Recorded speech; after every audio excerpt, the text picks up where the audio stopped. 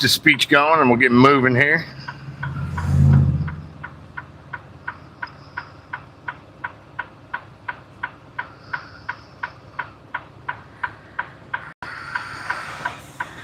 All right, I think we're all connected up here. Got that, got that. Got that. Let's roll.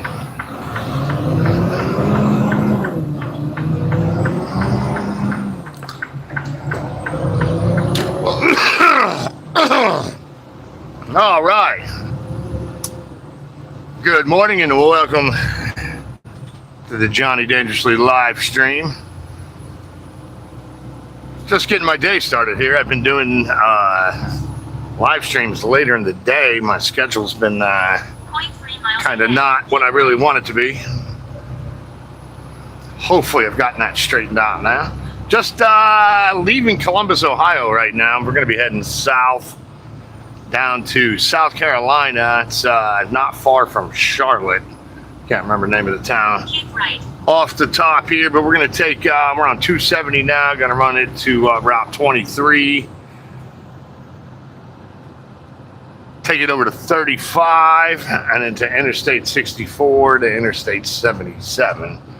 So I got about 470 miles or so. Make it to my destination. Do have to make this delivery today, so should take, give or take, about 8 hours of driving, all in all. I'm going to try to keep you guys with me for at least a couple hours. We're going to see how the signal does. That's kind of going to be the bingo factor today.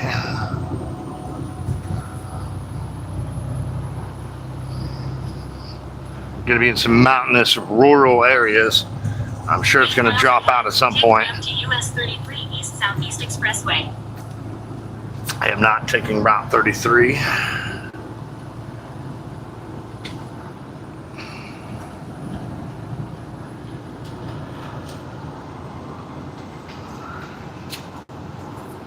All in all, it's been a pretty good week miles-wise and, paycheck-wise. So this is basically my first full week at the new company. So still doing a lot of short trips, though. A lot of 200 and 300 mile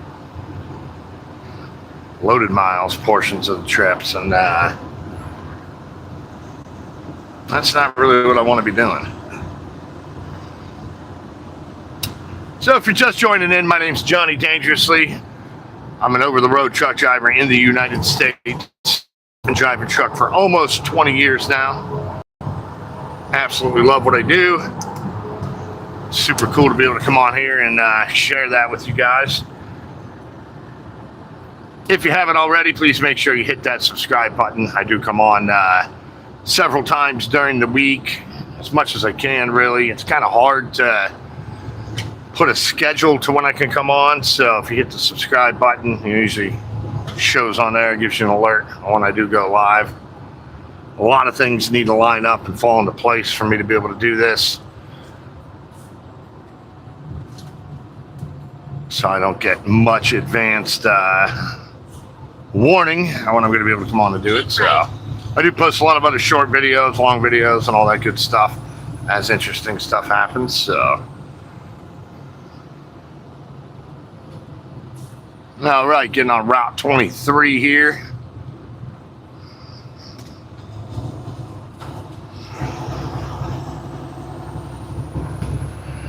Do have to stop for fuel probably in, about 90 miles or so. 39.2 miles ahead. Keep left on US 35 East. The company I work for now also does the fuel optimizer, fuel plan. They hand-pick the exact spot I have to get fuel from whenever they send me the trip, and I pretty much despise that.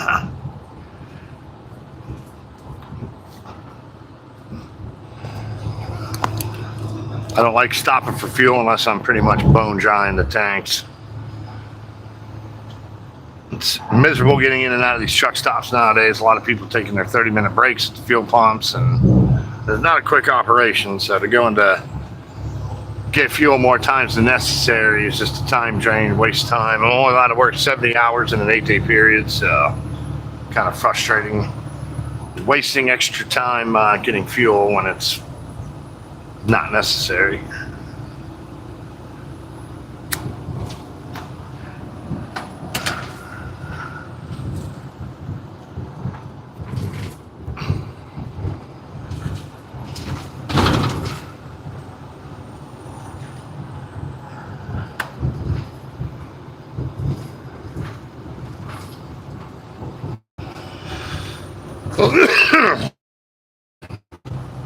So I do have a text-to-speech program, so This is on 007 says, bro.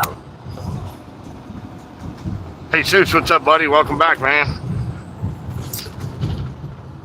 Yep, says you just heard I do have a text-to-speech program, so if you guys comment and chat, I can hear it through my truck speakers, so that is super cool as well.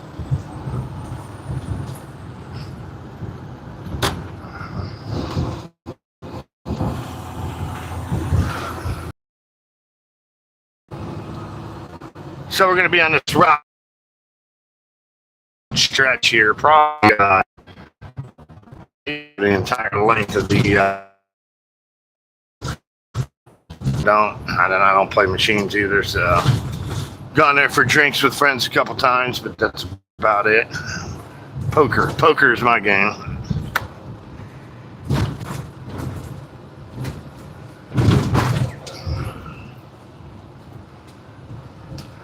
I think there's a Google data center or something they put in off to the left over here, past this light. I think I haven't been down this way in a while.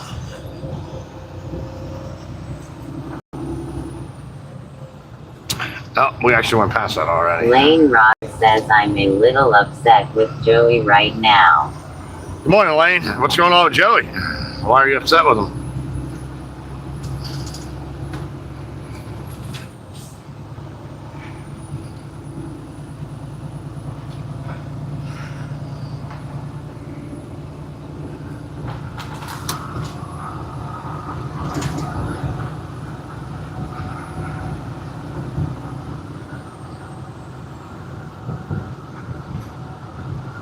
All right, got a 55-mile-an-hour speed limit here.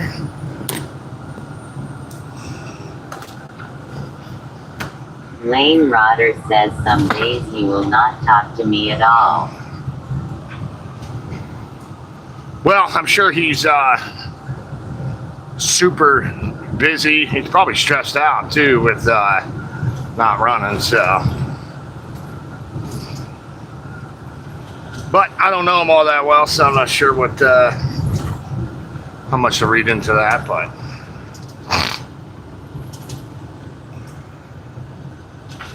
I'm sure he's stressed out about the Facebook stuff and everything as well, so.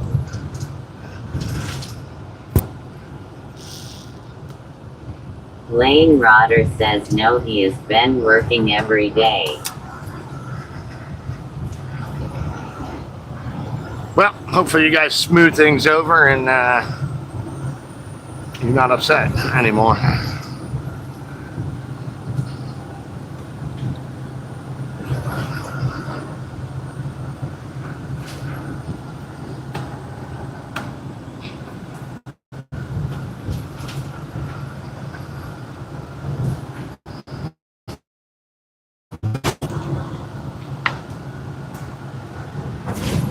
Oh, man. If you're just joining in, we're heading US Route 23 southbound right now, just south of Columbus, Ohio. Going to be on this stretch for a while. We're going to run it down to US 35 near Chillicothe, take it on our way to South Carolina for delivery this afternoon. Let's see, I got about 460 miles left altogether. We'll catch up with Interstate 64, a good 100 or so miles down the road here. So run it over to Interstate 77, and then some bunch of U.S. routes down to North Carolina and South Carolina. So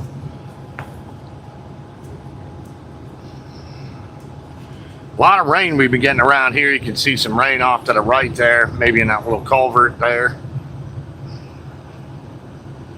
They still have Interstate 70 completely shut down about, 15 miles east of Columbus.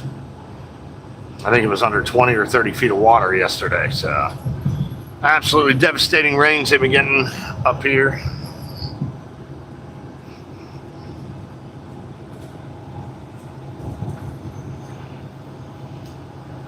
I know up in Gary, Indiana, too, they had some storms come through a couple weeks ago. I think they're on day 11 with tens of thousands of people still without power up there. So keeping y'all in my thoughts and prayers. Got a lot of friends up there. It's one of my stomping grounds where I hang out when I go through there. And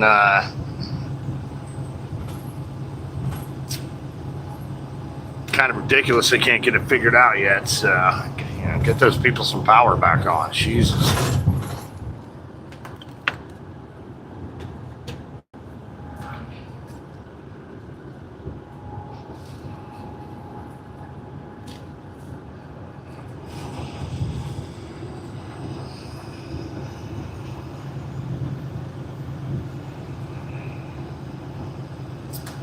One of my buddies yesterday told me this route 762 we're getting ready to go past here was shut down underwater. What? It looks like it's closed to the right here. Yeah, it definitely is. I couldn't see down far enough to see any of the flooding there.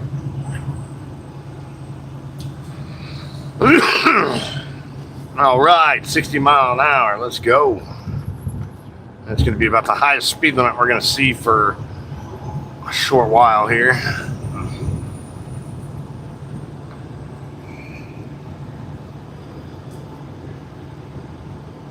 So I'm going to try to run with you guys for a few hours this morning. I'm not sure how well my signal is going to hold up, though. I have a feeling we'll lose it at some point, so I'll probably bring you guys into the fuel stop with me to get some diesel.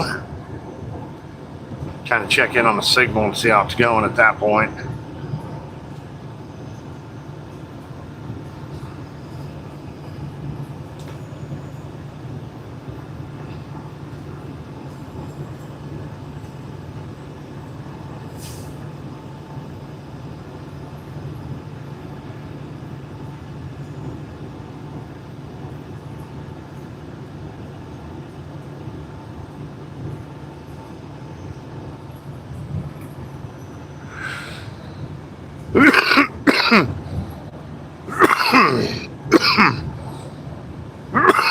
Oh, excuse me.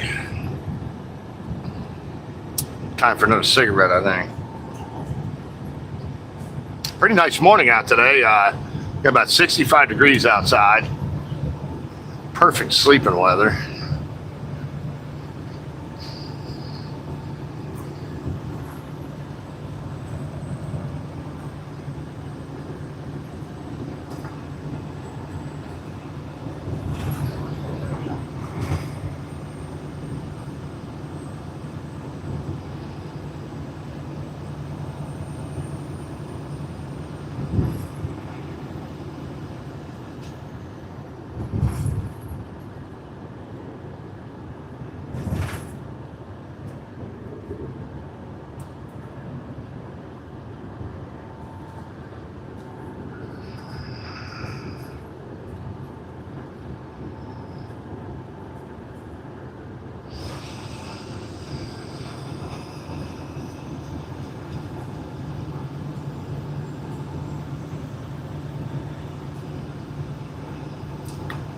I heard Circleville, which we'll be going through not too long down the road here, was pretty flooded as well.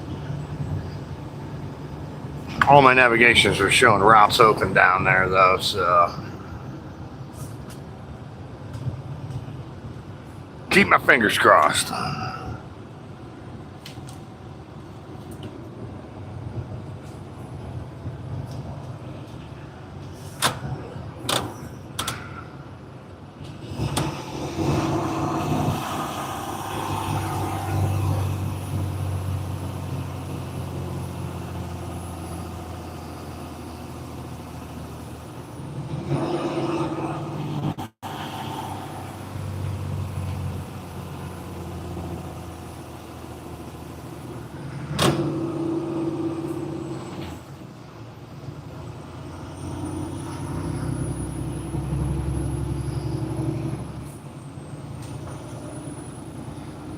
That's pretty newer sheets there. Been a while since I've been down this way.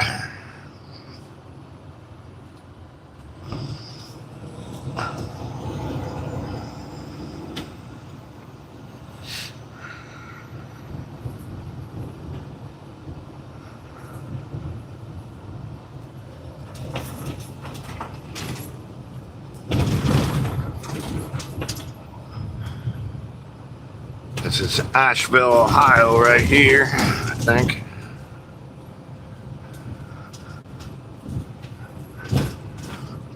Big bump. Oh my goodness, man. God damn it.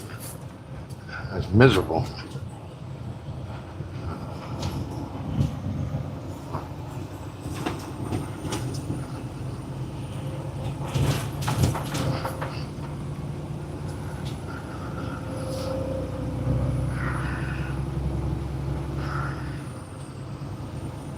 Come on, dude. You can't tell me I can accelerate my big truck quicker than your truck. Jeez, oh man.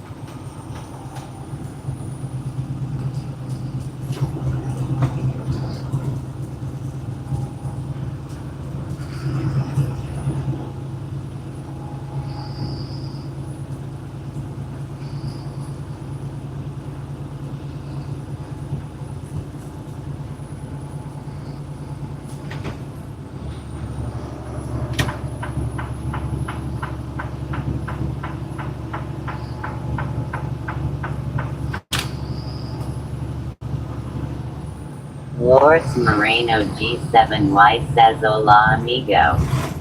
Hello, hello. Welcome to the live stream.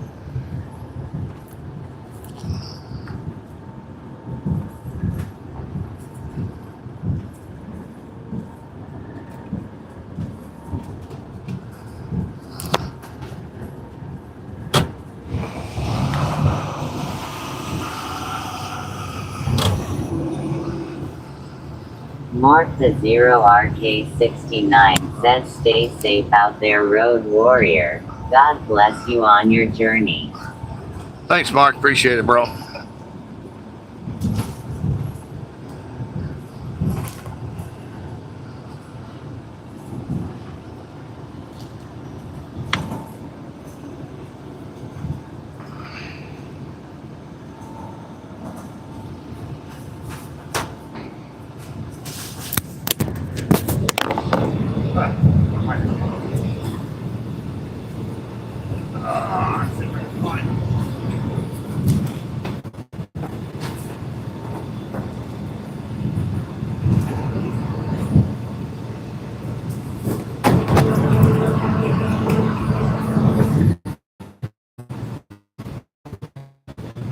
Well,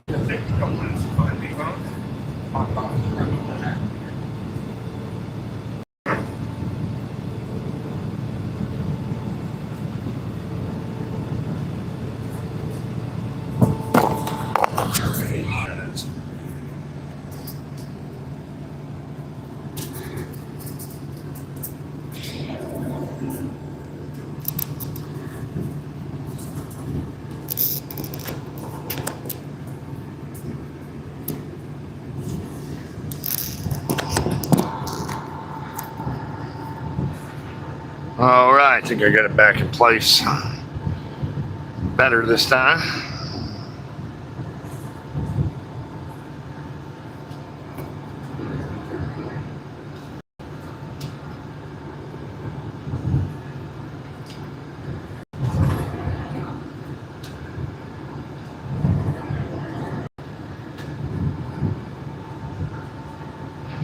Whoops-a-daisy.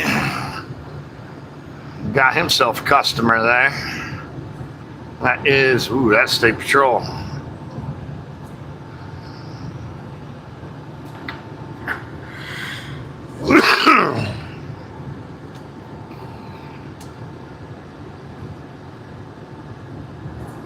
That's the second one I've seen so far on Route 23. The other one was just over on the other side of the highway with a car that was getting a flat tire changed, it looks like, so.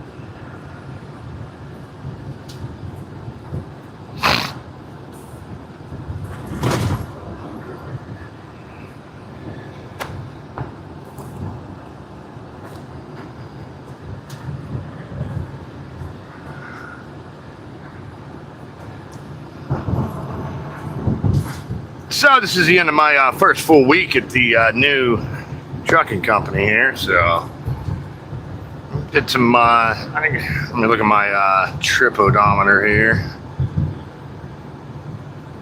Well, let's see, where's it at? Looks like I've done almost 2,800 miles this week, so not horrible. 3,500's better, but all in all, not too bad for the first week. I've been doing a lot of short trips still. Do not like that.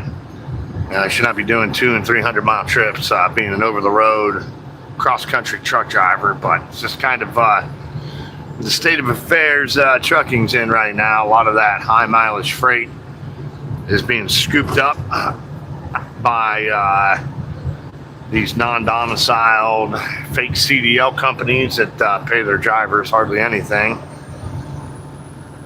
So these companies just can't afford to haul that type of freight. So, and over the years, you know, companies have tried to lower the trip sizes. That way they can go to a more regional operation, so guys can either get home every day, every other day, or at least every week instead of staying out for weeks at a time. So the over-the-road stuff was kind of going by the wayside as time goes on. You know, it's not easy to find drivers that can go to work for 2, 3, 4, 5 weeks at a time without going home. And then a lot of that cross-country freight's even run by team operations where while the one person's driving, the other person's sleeping, and then they switch out and just basically keep that truck moving the whole time. And I did that very early on in my career. Did not like it at all whatsoever. Never. I did it for about 4 months altogether. But even that, there's, you know, if there's not a lot of bigger miles trips, I mean, that would be frustrating as a team operation to be running 200 and 300 mile trips around as well. So, but just gonna stick with it and see how it goes here. So, I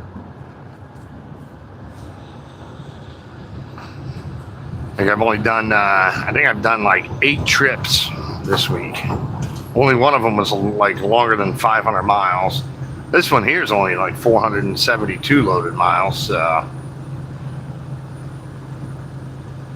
but it should be better than the last company I worked for. That was just absolute misery. All right, coming into Circleville, Ohio right now. Have some traffic lights to deal with up here.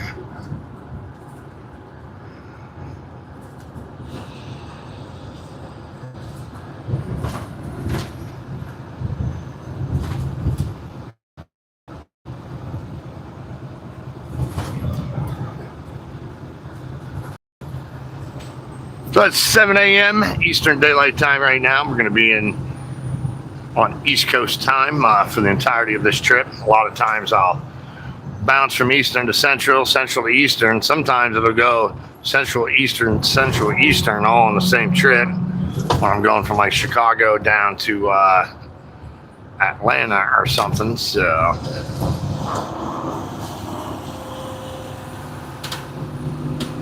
Oh, we're good old Circleville, Ohio here. Hopefully the flooding and everything's receding now. I think everything was supposed to crest yesterday at some point. Interstate 70 just east of Columbus was still shut down as of last night. Just completely flooded still. Probably going to take a couple days for that to recede after it crested. So just massive downpours, massive amounts of rain through here the last few weeks.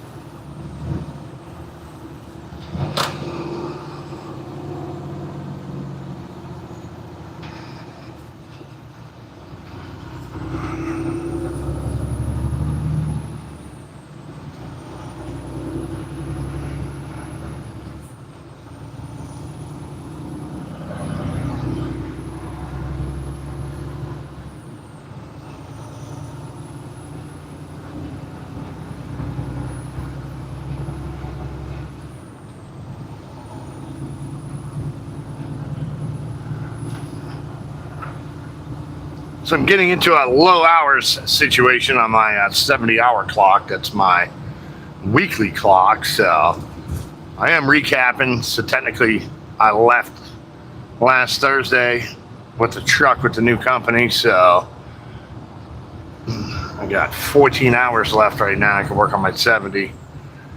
I only get like less than 2 hours back tonight and 5.5 hours back tonight. So I'm going to try to keep the truck moving and not do a restart in order to reset my 70-hour time. Wow, look at those cars off to the right there.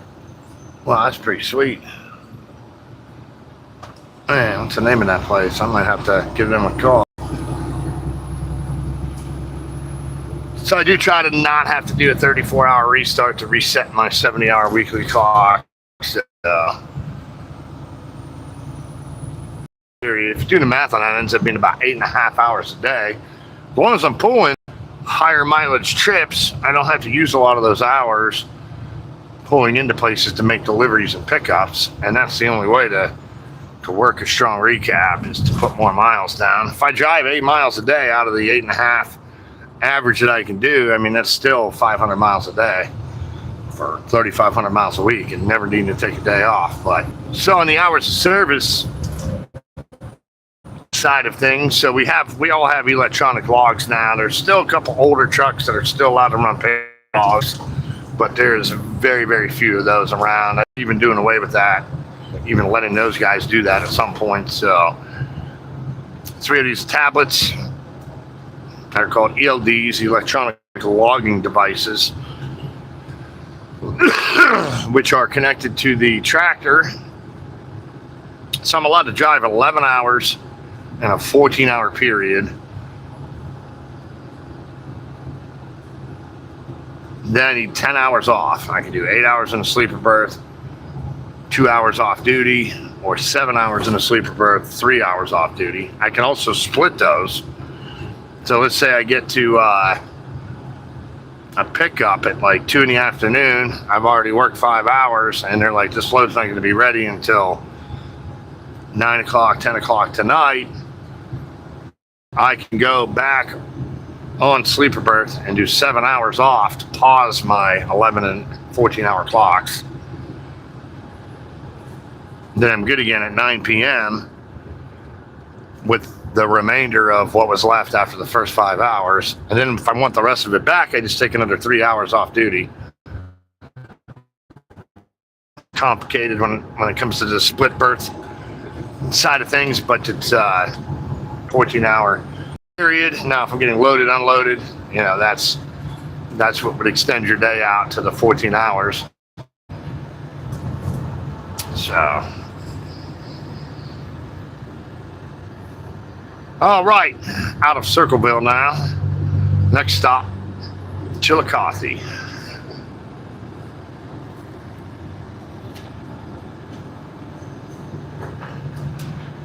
Going to be curious to see how well my signal holds up coming down through these parts. I've never ran a live stream down this way before.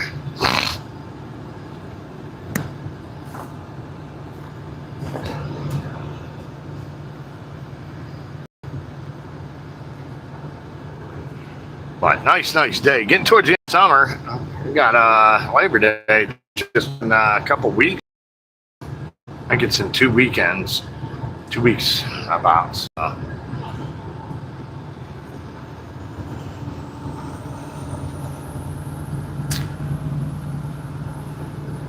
I ended up taking the most of the entire month of July off and ended up being the first week of August off too.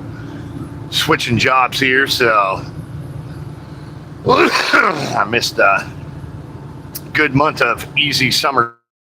A couple months away from winter. Not sure what to expect this winter. They're talking about a super El Nino. It's going to make the northern states warmer than it usually is for the winter, so maybe the snow and ice won't be as bad up that way. I heard it's going to be pretty bad down in like Arizona, New Mexico, the Southwest down there, so.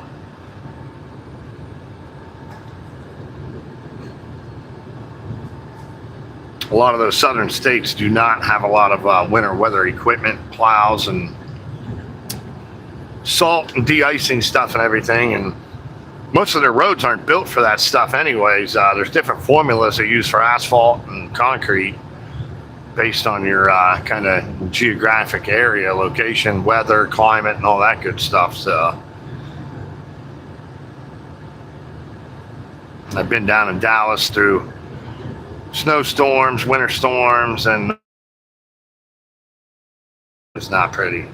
Even Atlanta was a nightmare. They've added a lot more equipment over the years, but like there's been some storms back, 10, 12 years ago, winter storms that just absolute Armageddon for that area in the past. So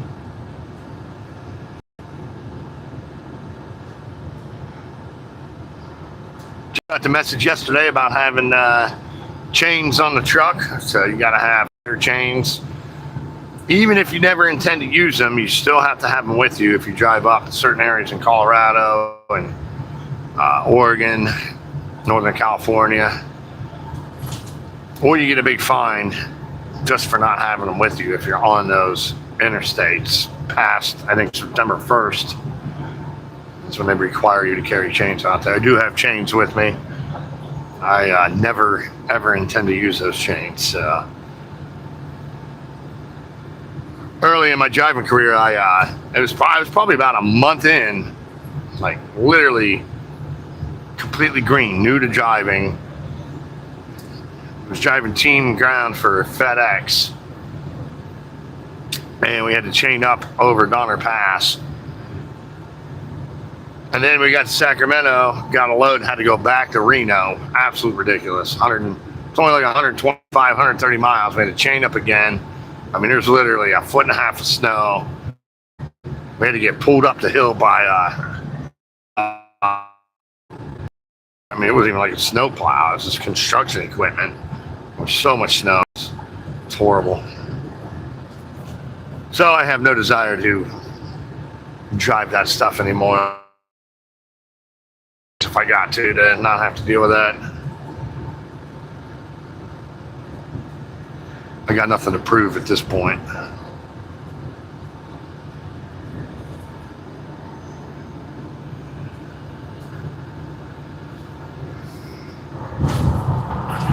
Nice and quiet traffic-wise out here today. Saturday morning, so hopefully everyone sleeps in extra late today, so it stays like this as long as possible.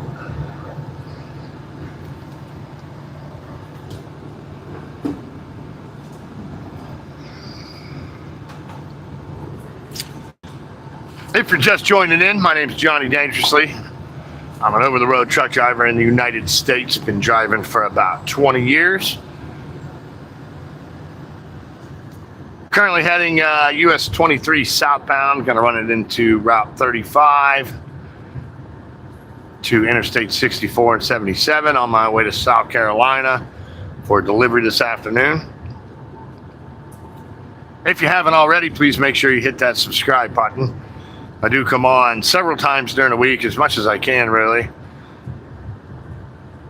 Don't really get much, can't give much heads up or much notice when I'm going to be coming on, so best way to do it is hit the subscribe button. You'll be able to see, get an alert or whatever when I go live. I do post a lot of short videos, long videos as well, as interesting stuff happens, so thanks in advance for that.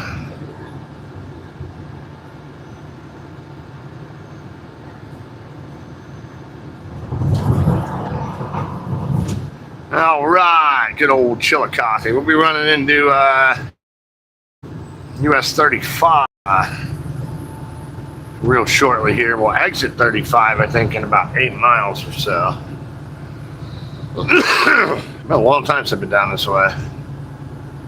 Curious to see how much progress or how much non-progress has been made over the last 5 or 6 years since I've been down this way. 159 southbound, closed at US 35. All right, my route should be good. Probably still a lot of flooding. I'm dealing with a lot of flooding issues down here, so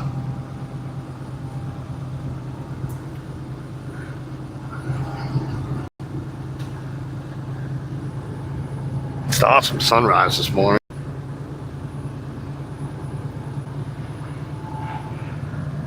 Gotta enjoy as much of this stuff and as much of this weather as I can before winter gets here. Winter is just absolutely, I think I'm just gonna change the subject. I don't even want to be thinking about it right now. Exhausting. Winter, driving in the winter is just exhausting.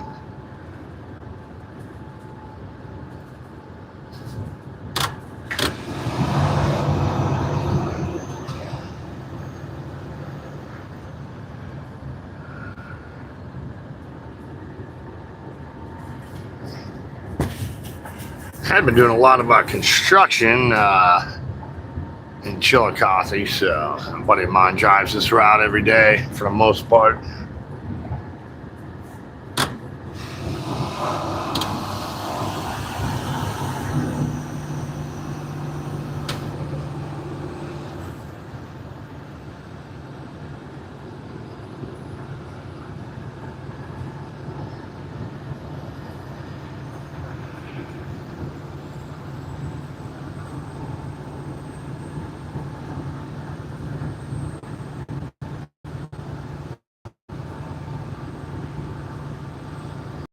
Charleston, West Virginia at some point as well.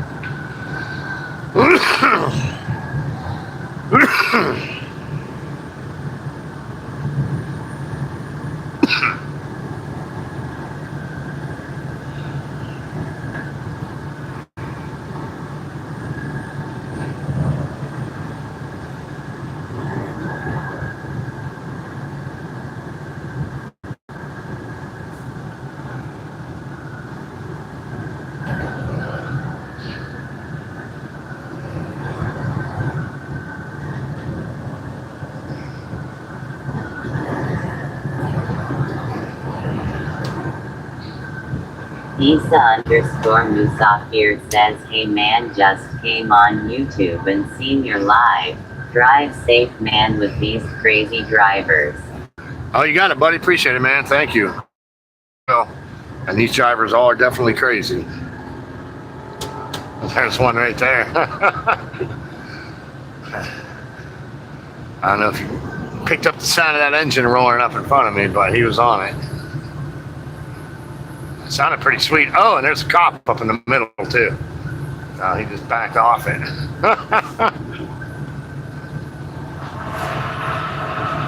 It's probably a state patrol in the middle here.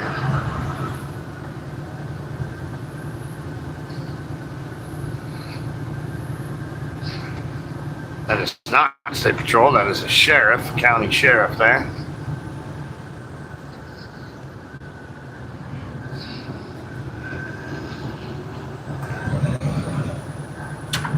Car on the shoulder here. We'll go ahead and get over. So the car that's behind me is probably going to pass me on the right now. Well, all right, he's going to hold back. Good deal. So I like to get over. There's different levels of how much urgency I put on getting over. That car that was on the shoulder there didn't have any lights or four-ways on, so if there was a lot of traffic coming up on my left, I would not have put a lot of effort into getting over, since I don't think anyone was in the vehicle. But the other side of my getting over in that situation is to open up a sight vision for the people behind me. A lot of times I'll have people ride my ass, and if they're riding high in that lane, they're not going to see that car in the shoulder until literally a tenth of a second before they go past it. And if they're over that line, I mean, that's how a lot of collisions happen. So anything that's on the shoulder, I try to get over. That way the people behind me have more time to react, respond, and deal with it. Musaf here says, hell yeah. Where I'm from, if we're on the parkway, we only brake if we peep that cars are braking, or you peep where the cops are obviously just talking in general. Yeah, definitely. That's cool. Where are you from? Where's this parkway at?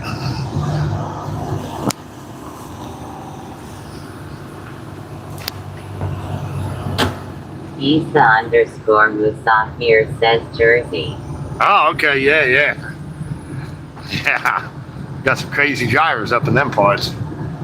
It's busy, you know. Just 2 miles ahead. a lot more dense traffic up in those parts.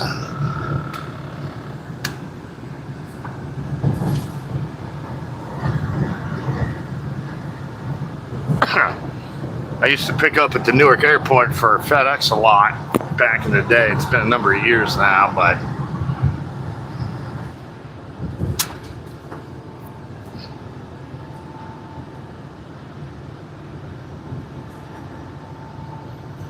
all right, we're going to split off from Route 23 here. We're going to stay left on the 35 East.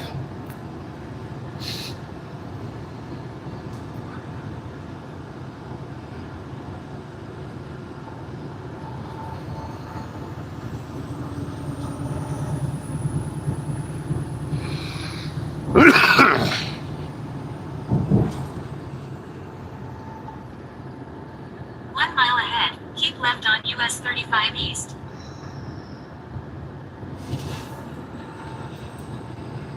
Should we get a higher speed limit at some point? Been stuck at a 60-mile-an-hour speed limit. It's the highest I've been since we got on Route 23. Got to stop for fuel in probably 40 or 50 miles up here. So they do pick my fuel stops out. I cannot even decide where I buy fuel from. Most companies used to be, oh, use any Loves or any Pilot.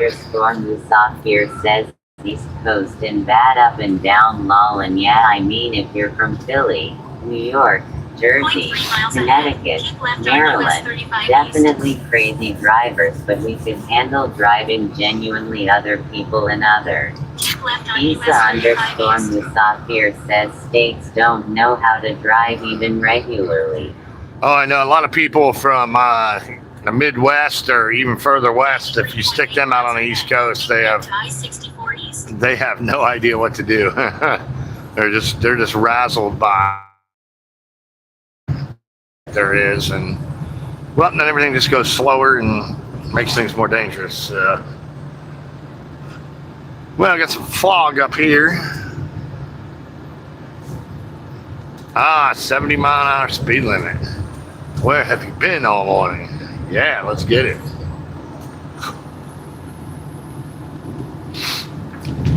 So when I use my cruise control, I have 68 miles an hour. That's my top speed. On the fuel pedal, I only have 65, so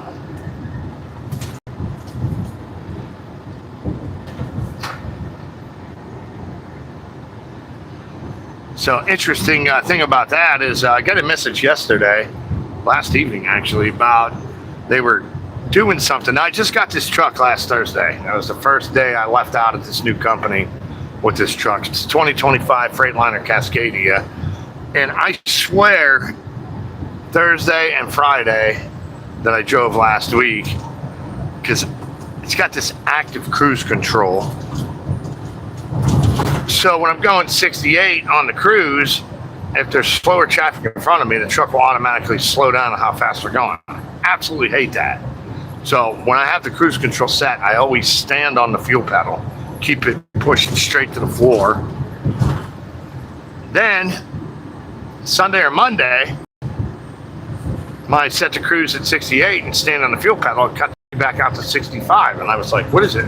What's going on here? Why is it doing this? I'm gonna go ahead and, well, looks like the cop's on the left here. Looks like we got a crashed vehicle here or something. Gonna back off the speed a little bit. He's sitting on a guardrail, look at that. How in the do people do that?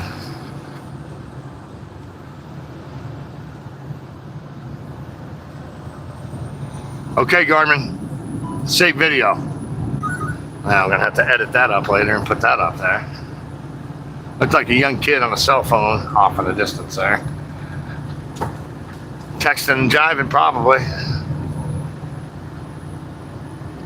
So back to the speed govern, speed limit, top speed stuff. So yeah, so then I swore when I first got this truck, when I stood on it with the cruise control set. Software says my rule to driving is if you gotta think for more than a second where turn onto a busy road and stuff, you don't do it. Because then that person went to go, stops too late and gets hit.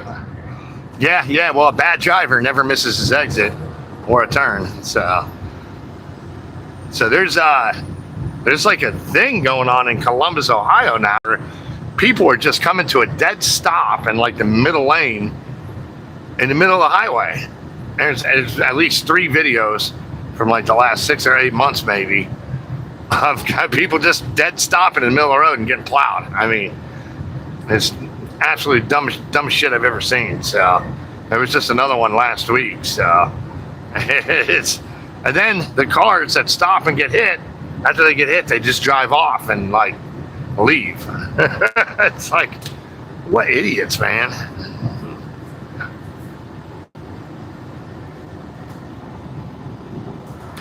Isa_Musafir says I hate when they do that, like you're just asking to get hit, Yano. Oh yeah, I mean, you know, you're just, I mean, if you're in a 70-mile-an-hour highway, I mean, you're just going to get blasted into the next life. You're just going to get killed. I mean, you know, I think the last year, I can't remember if it was 2023 or 2024, highway fatalities in the United States were 43,000 people. That's a lot of people getting killed every year on roadways.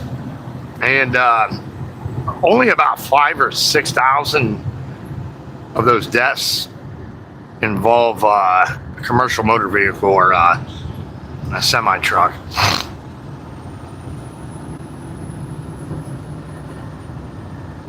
And I think, if I remember right, I looked at worldwide traffic fatalities annually, and it's estimated around 1 million people die a year worldwide in traffic-related accidents. That's ridiculous.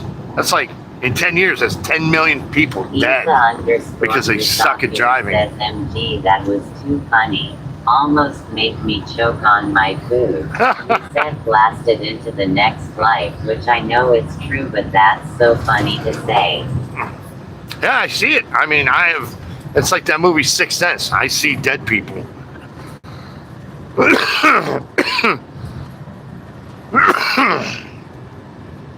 I've seen some nasty stuff out here.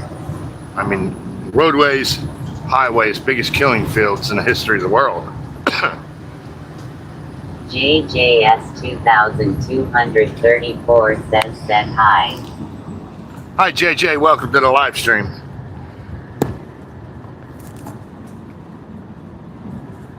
So, back to the speed governing on the cruise control. I have 68 miles an hour. And I swore when I started, when I would stand on the fuel pedal and I have the cruise set to 68, it would continue going 68. But then by Monday, when I have it set at 68, I'll be coming up on, like, let's say, traffic in front of me going 64, 65. So I stand on the pedal and it cuts my speed down to 65. Good morning. Good morning, good morning. Welcome to the live stream. It's like in a mess. DCA Fly Boy says hi. So I get a message last night saying that they were trying out something different, and that's why it was doing that. And they've got a lot of feedback on it, and drivers were bitching about it. Because if a car was going 64 or 65, I could not pass them. Because if I go 68, when I come up on them, the active cruise control cuts my speed down to 65. Says I personally have seen a guy driving drunk in the fast lane, me in the middle and a cop driving in the slow lane watching this guy serve slow and then crash into the barrier and then he pulled over. Wow. Isa_Musafir says and put his lights on behind him. Yep, I just had I don't even think the driver was drunk. It was just earlier this week, I was driving on the Pennsylvania Turnpike, climbing a mountain. I was near Somerset, PA. Climbing a mountain, I'm only going 50 miles an hour, and there was a car in the far left lane. There's 3 lanes. Car in the far left lane going about 40, 42 miles an hour. That's like, what are you doing? So I did put a video up of that a few days ago. So yeah, just so much dumb stuff happens out here. It's no wonder there aren't more traffic fatalities. And I did pull a bunch of numbers. I got all the data gathered. I haven't had a chance to take a look at it yet. But for years and years and years, traffic-related deaths were trending downwards. I mean, I think there was some years where there was only 32 or 35,000 people that died on the highways as opposed to like 45 or 50,000. Then it started going up again. I'm pretty sure it's all smartphone related. Texting and distracted driving related is why all those numbers are going up. Then you also have the truck drivers out here that are illegal immigrants with fake CDLs, no training, hired by companies that are owned overseas. They're not even owned by American companies. Dispatched out of like Honduras, and guys can't even read, write, or speak English, and they're just crashing and killing a large amount of people out here. Truck driving has never been as unsafe as it is pretty much right now. They've taken a lot of these drivers off the road in the last 6 or 8 months, but it didn't take 6 or 8 months for things to get this bad. I mean, this has been going on for a good 8 to 10 years. So it's not something you're gonna fix overnight. So between the distracted driving, using cell phones while you're driving, and then all these illegal truck drivers, traffic-related deaths have just skyrocketed over the past 10 years or so. So I plan on analyzing all those data and the numbers I gathered up to do a little video on it at some point.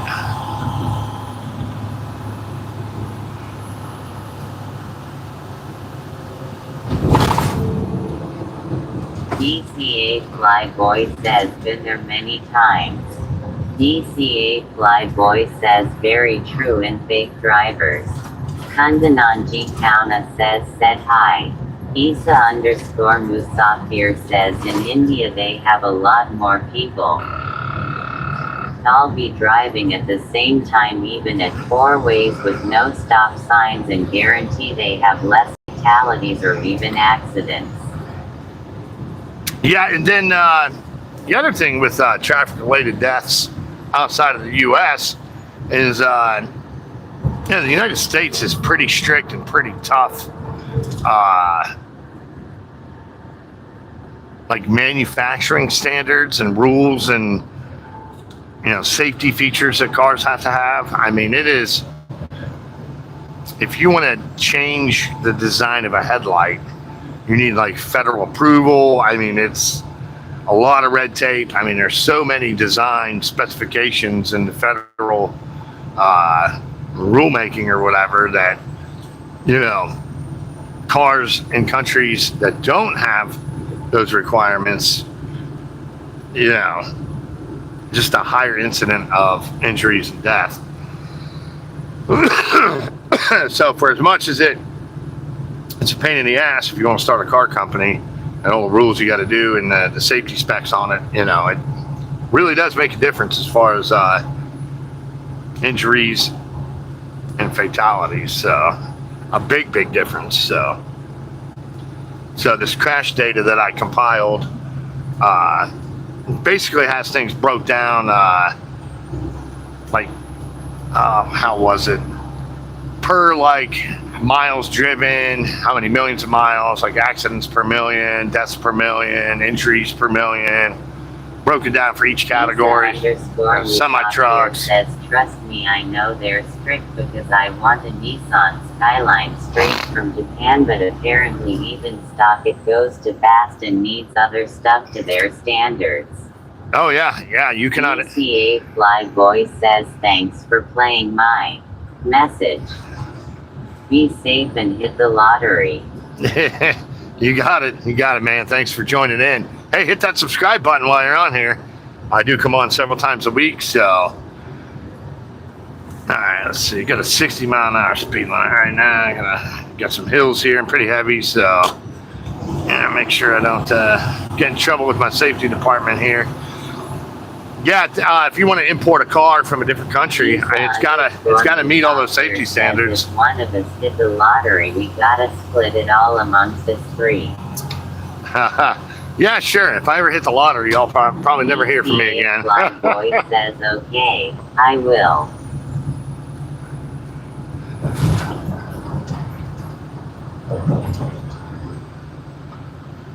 So yeah, if you want to bring a car in from outside the country, yeah, it's going to be highly scrutinized. It has to have a lot of safety stuff, or they won't let it enter the country. So, or you can have it modified sometimes if it's close. But yeah, they're pretty picky. They're pretty picky about safety standards of any vehicle on the roadways here. Well, looks like we got some fog coming up ahead here. This camera doesn't pick up fog. It'll look less foggy than what it actually is. Isa_Musafir says, that's messed up. It split it with you, lol.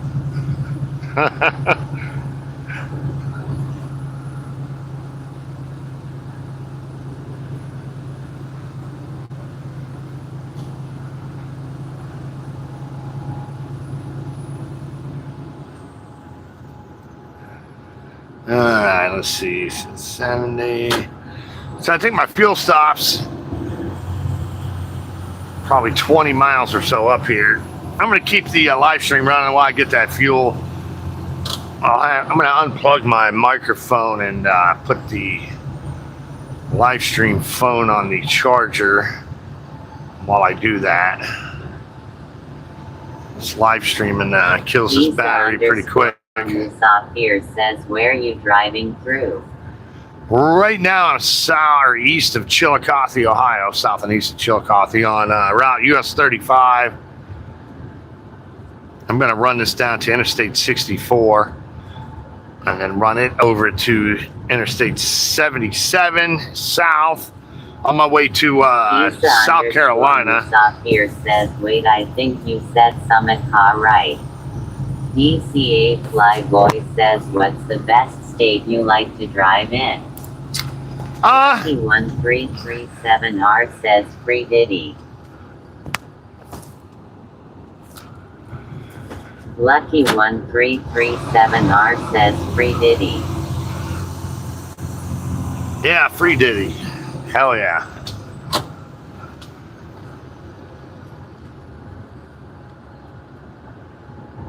Yeah, on my way to South Carolina. Tactical_troll says, I just farted. That's too much information.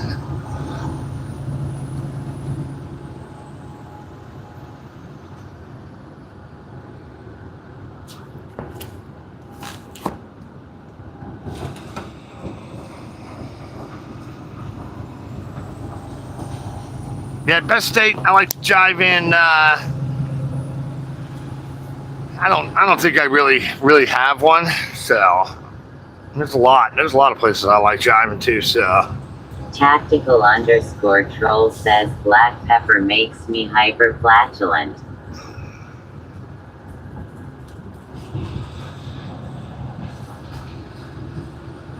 Isa_Musafir says how long did it take for you to be able to go live on here?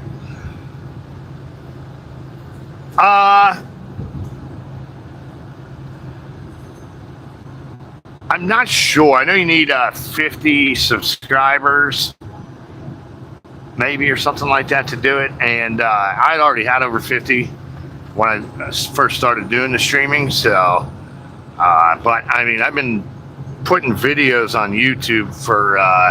There's been some long breaks in between, just because it's hard to get traction on the YouTube and build a following. So I'd get frustrated and just post on Facebook, not put the stuff on YouTube. But I've been started doing a YouTube about 2 years ago with the driving stuff, and the live streaming I started last October, I think. I ended up quitting the company I worked for because they fucked with my pay rate, my salary. So I didn't do it for a couple months, but I think you need 50 subscribers, or you're only allowed to have so many people on your live stream at a time with less than 50, something like that, if I remember right. So DCA Flyboy says best part of driving is sunrise and sunset, plus a good place to eat. Yep, for sure. So it's a beautiful morning out here today. Great sunrise.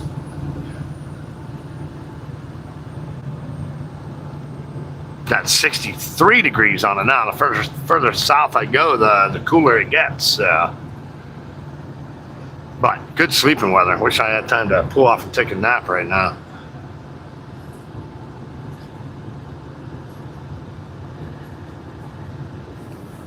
You got fall coming up right around the corner. Fall's my favorite season. I like the cool, crisp evenings and just the smells of like burning leaves but I don't like what comes after fall, though. This past winter was just absolute nightmare. Lots of snow, lots of ice, just about everywhere went.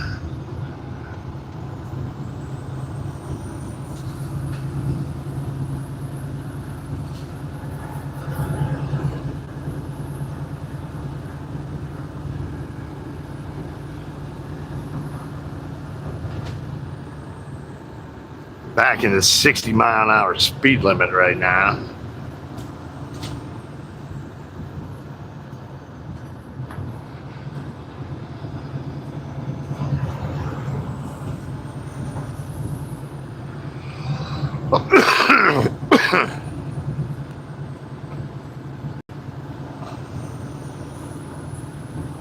Yeah, I got another hill to climb here. DCA Flyboy says change of color from the trees. Yeah, that too. That is definitely a big benefit of fall. They got, I was up in, where was I? Prairie du Chien, Wisconsin one time. PDC is what they call it. I'm trying to get a hotel room, and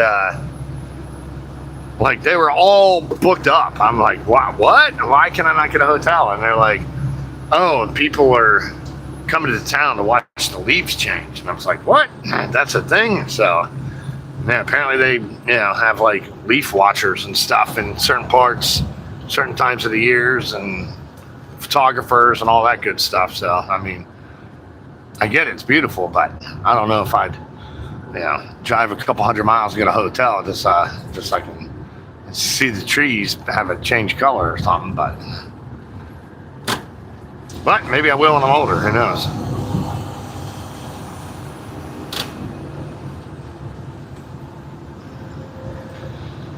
Oh, and a dreaded 60-mile-an-hour speed limit here. Oh, so back to my governed with the foot pedal thing. They put a message out saying that they had tried something different to see how it went, and the message basically said they got a lot of feedback and drivers hated it, complained about it, so they were undoing it. And so today I can have my cruise set at 68. Especially Maine.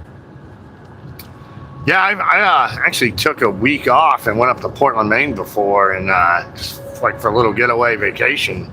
That was freaking great up there. I wasn't fall when I went, but yeah, Maine's a pretty sweet ass state. So I like Maine.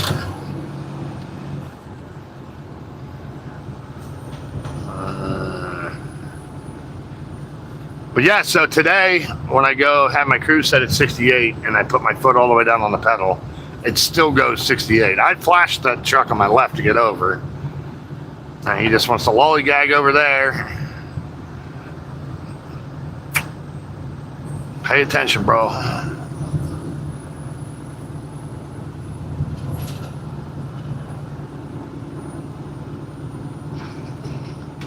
He's going 64 miles an hour, so.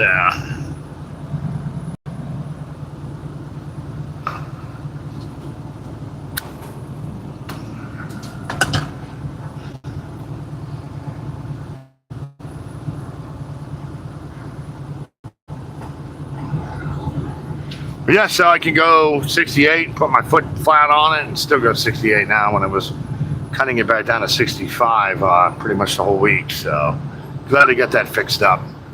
If a car's going 64, 65, I literally cannot pass them. So about 15 minutes till roller dog o'clock.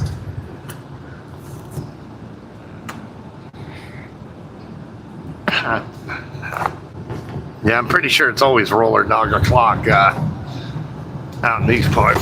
Oh, big bump. Damn it.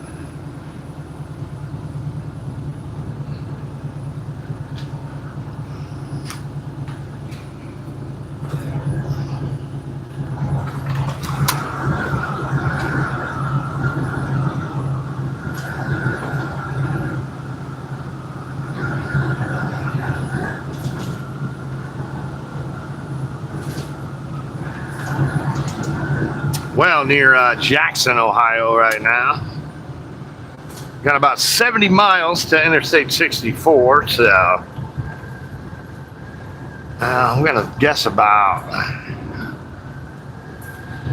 15 or 20 miles till my fuel stop. Trying to do the math on it. Maybe closer to 15 miles. So I'm going to keep the live stream running when I get some fuel. I'm going to put the live stream phone on a charger, take the microphone out while I do that and everything. But I'm going to try to run the stream for a few hours this morning. It's always tough trying to get the battery to last on the streaming phone here. So, and might have some signal issues at some point too. So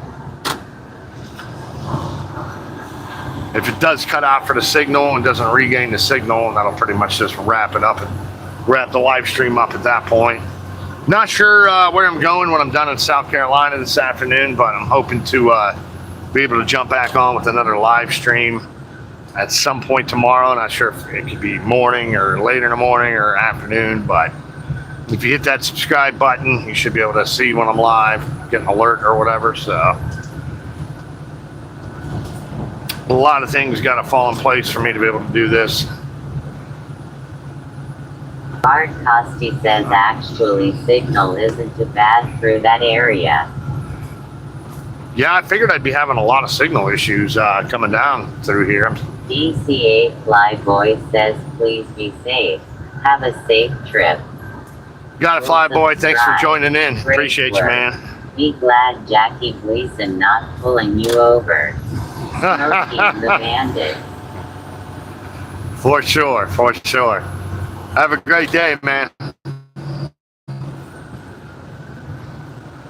So back in 2011, I was coming through here. I think I was actually going to the same exact place I was going, I'm heading to today. There's a rest area. I don't know if I went past it yet. I don't think I did. I took my 10-hour break at this rest area and was doing my pre-trip the next morning. It was a nice sunny morning, February. And I got back to my trailer and there was some black ice and I went down hard.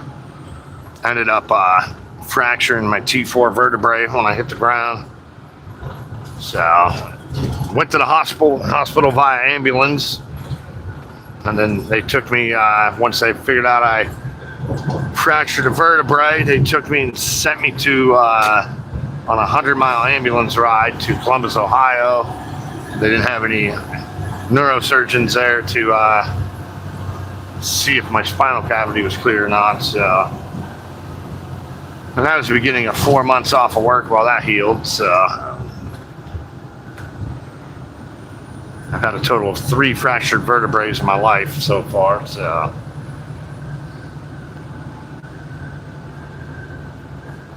I always joke I got a doctor's excuse to not have to do pre-trip inspections now. So from the PTSD. Oh man. I think that rest area is coming up shortly here. Hey, if you're just joining in, my name's Johnny Dangerously. I'm an over-the-road truck driver in the United States. Been driving truck for about 20 years. Like to come on here and share what I do and some of the sights and views and share some information with you all. If you haven't already, please make sure you hit that subscribe button. I do come on several times a week with the live streams, post a lot of other short videos, long videos, and all that good stuff. Try to come on for like 2 hours at a time, give or take. I'm going to try to run today a little longer. Not sure if my signal will cooperate or not. I think the Rio Grande area there is where I'm getting fuel. DCA Flyboy says you need Ben Casey.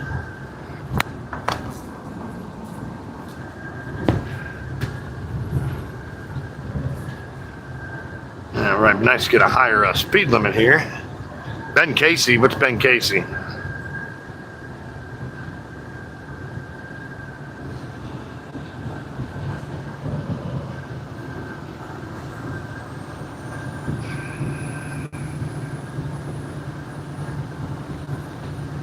Rick Norman E5N says, good morning, John.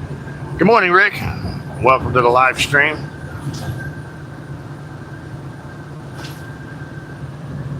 For all of you just joining in, I'm currently on US Route 35, technically heading east, but it's really south.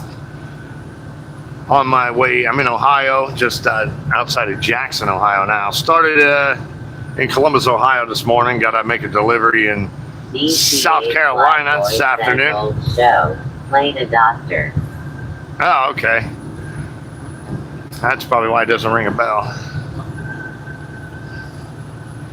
Yeah, I need a doctor with me at all times would be the safest way for me to go about things. So I always joke that, the dangerously part of my name, it's not just a name, it's a way of life. So literally get hurt doing that. So.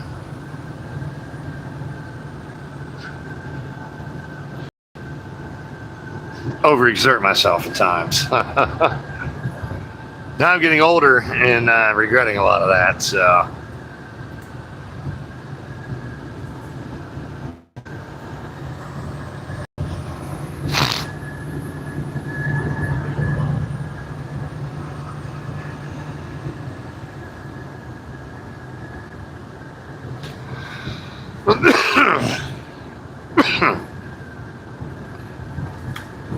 So looking for a Love's truck stop somewhere around here. It's 35 and Route 850 is where I have to Love's, Bidwell, Ohio. So probably coming up. Thinking that's the Rio Grande one, but probably in the next 15 miles or so. We're gonna pull in there, get some fuel. I'm gonna leave the live stream run while I do that. I'm gonna get the phone on the charger, so I might be able to run this to 3 or 3.5 hours today if the signal cooperates. Pretty sure once I get into West Virginia on 64 and 77, I'll probably have some issues. Hopefully it'll regain the signal when it loses it. Alright, so here's a TA truck stop. That's not the one I'm looking for.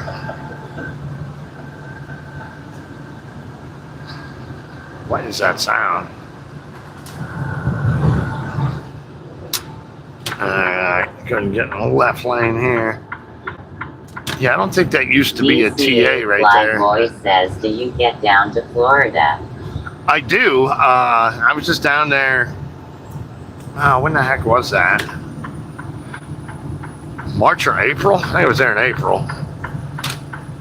And I had some deliveries to make to RV dealerships down there, so I was all over Florida too. So I was in the Tampa area a bunch, Jacksonville, Tampa. I think I finished up in Fort Pierce with the deliveries on that trailer. So now I'm with a different company now, so I just got started in this job. Left out with the truck last Thursday, so supposed to run all 48 states here. So eventually I'll make it to Florida, I think, but it's hard to say when.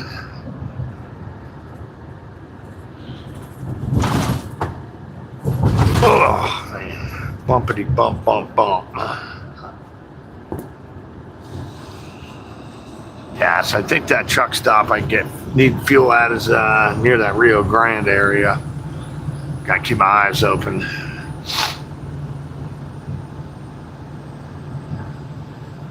The way they micromanage drivers nowadays is stupid. I mean, everything's set up for mediocrity. Give me a shout when you get down there.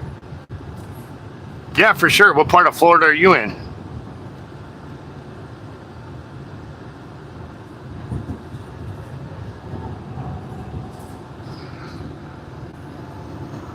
Edward Mismas P2Z says thank goodness for air ride seats. Yes. Yeah, air ride seats are good. Unfortunately, I don't have air ride on the trailers with this company I'm working for. And it's making the bumps a lot rough. Says thanks.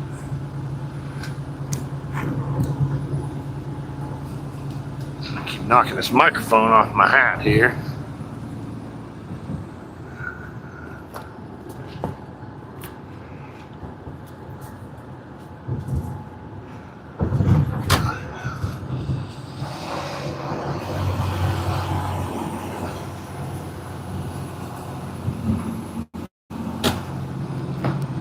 Yeah, back in, probably didn't have air ride seats, probably.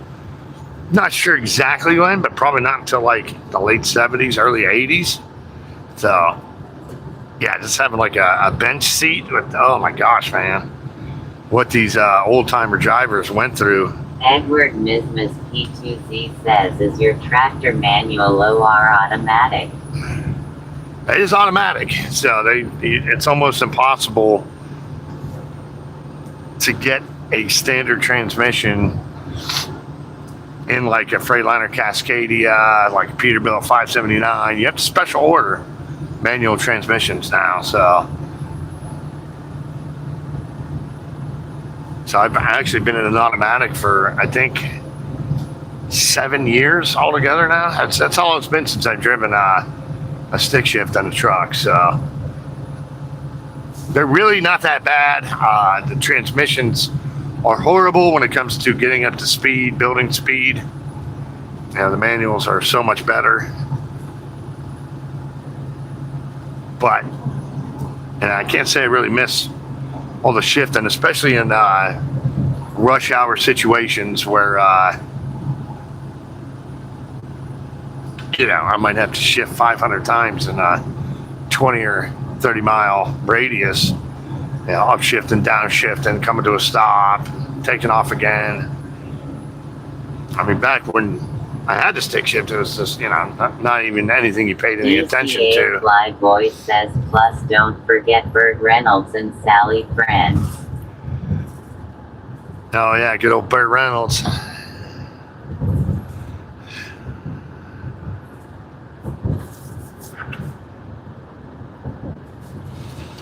All right, ready for the speed limit to go up, man. 60 miles an hour through here. So my company does monitors all kinds of AI technology and the computers on these trucks now. A lot of them have forward-facing cameras, driver-facing cameras, record audio in the cab. If you go, a lot of companies' overspeeds are set at 5 miles an hour. If you go over 5 miles an hour over the speed limit for more than 4 or 5 seconds, you're going to get a call from your safety guy. Following distances, I got radar, forward-facing radar. I can see how fast the car in front of me is going. It'll tell me how much following distance I have, and if I get too close, it'll start beeping for like a distance warning. So, yeah, it's crazy. They micromanage drivers using all that equipment. So, stop signs, if I don't make a full complete stop and stop sign, I get a safety score with this AI program called Driver Eye. And if you go below a certain... TJ, Bull of the Woods says looks like Virginia or Carolina. Nope, I'm in Ohio right now, TJ. So I'll be going into West Virginia here pretty shortly. So yeah, I'm gonna run down to South Carolina. I'll be hitting all those states you just mentioned. So TJ, Bull of the Woods says copy that. So I'm heading to somewhere in South Carolina. It's south of Charlotte somewhere, off that way, off some U.S. route. I haven't really paid that close attention to it yet because I'm still hundreds of miles away. So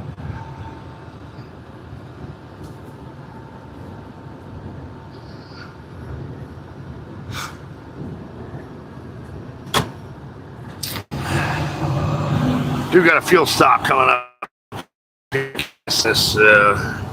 I still have lots of fuel, so it's kind of stupid that they stop. Bull of the Woods says, do you ever come up to the Pacific Northwest? Well, I have not been up that way in many, many years. Just signed on with the company last week where I'm going to be running all 48. So I am hoping to make it back up there sometime soon. Hopefully either in the next month or in like 5 months. As soon as winter's over. I'm sure I'll get stuck up there right in the dead of winter. So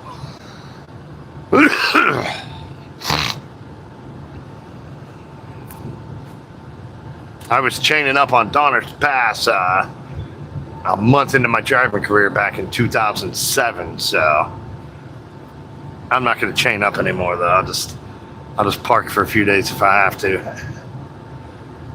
Got nothing left to prove. Been there, done that. Don't want to do that again. Where are you at in the Pacific Northwest? Oregon? Washington? TJ, Bull of the Woods says hopefully the smoke from the fires is cleared up by then. Winters have been like the last couple years. Yeah, I guess they got a super El Nino going on this year too, which might keep temperatures higher than normal. So, and wow, I didn't realize you guys were still dealing with the wildfire smoke up that way. So it cleared up here. When the heck was that? It was really bad around here, like maybe the third week in July or so.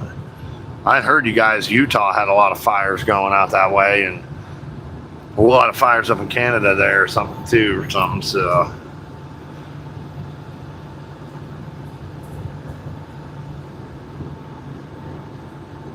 TJ, Bull of the Woods says I live in Northeast Oregon off I-84.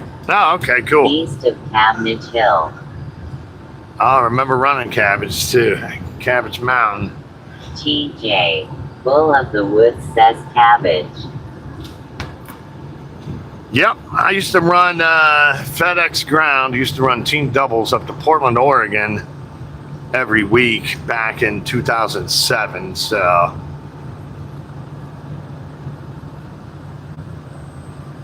late 07, early 2008. So used to love that riding out that way. So unfortunately, I drove the wrong months for up and that way. Man, they got so much snow. One of the trips, Oregon got pounded so bad. I think they ended up with like 11 or 12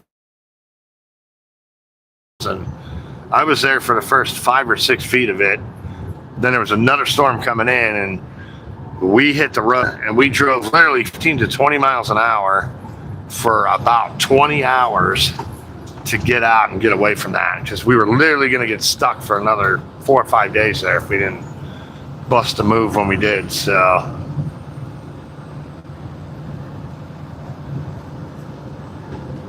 all right, you got a 70 mile an hour speed limit. Yay, let's go. Though I'm gonna have to stop for fuel probably in a few miles up here.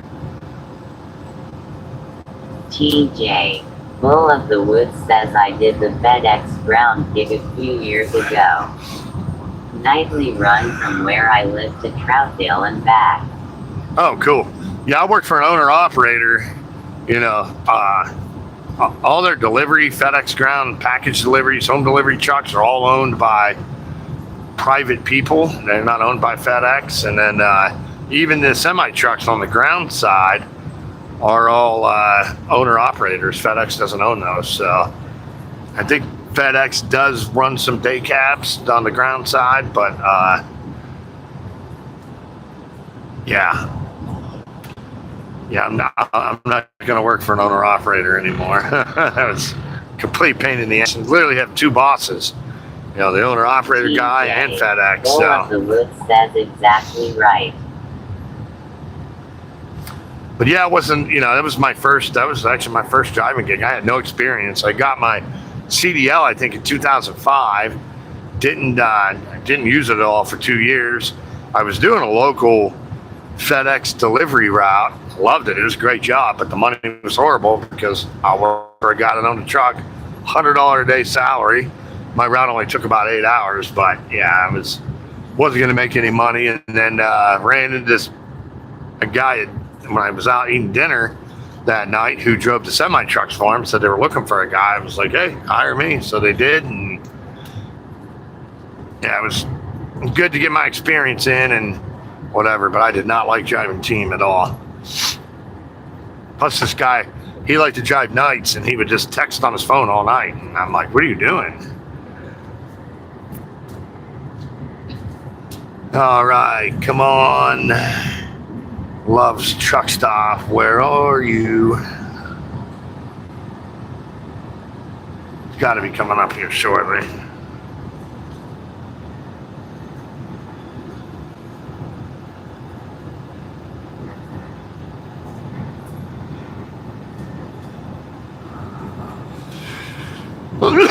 So when I pull into this truck stop to get some fuel, I'm going to take my microphone off and get my phone on a charger. I'm going to try to run this live stream as long as I can. I'm going to have to put a charge. These live streams kill the battery on my phone pretty quick. So, and if I don't get it wrapped up and saved over before the battery dies, I won't be able to make it public afterwards. Pain in the butt stuff here. So,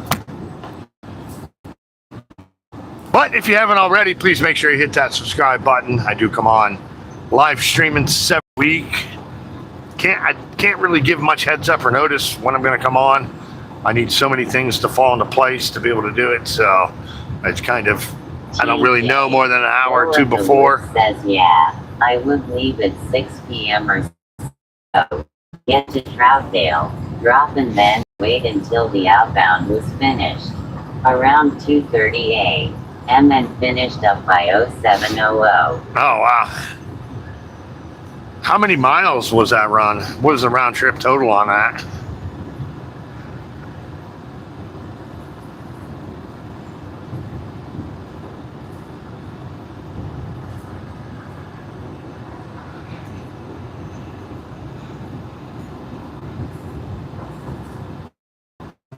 TJ, Bull of the Woods says just under 500.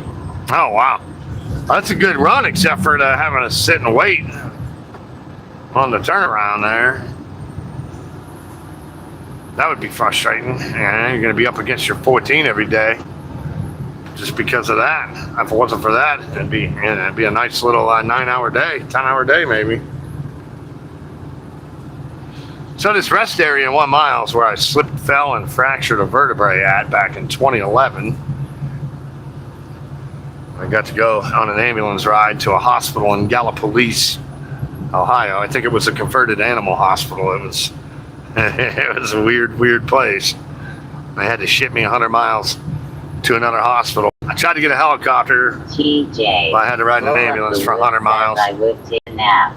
Yeah, 8.5 hours total drive time roughly. Yeah, see, that'd be perfect, man. If you can, run there and back without having that delay in the middle. But there's always got to be something in there to ruin it.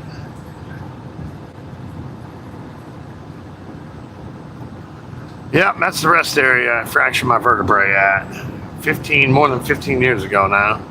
I ended up off work 4 months while that healed up, so that was my first experience with Dilaudid.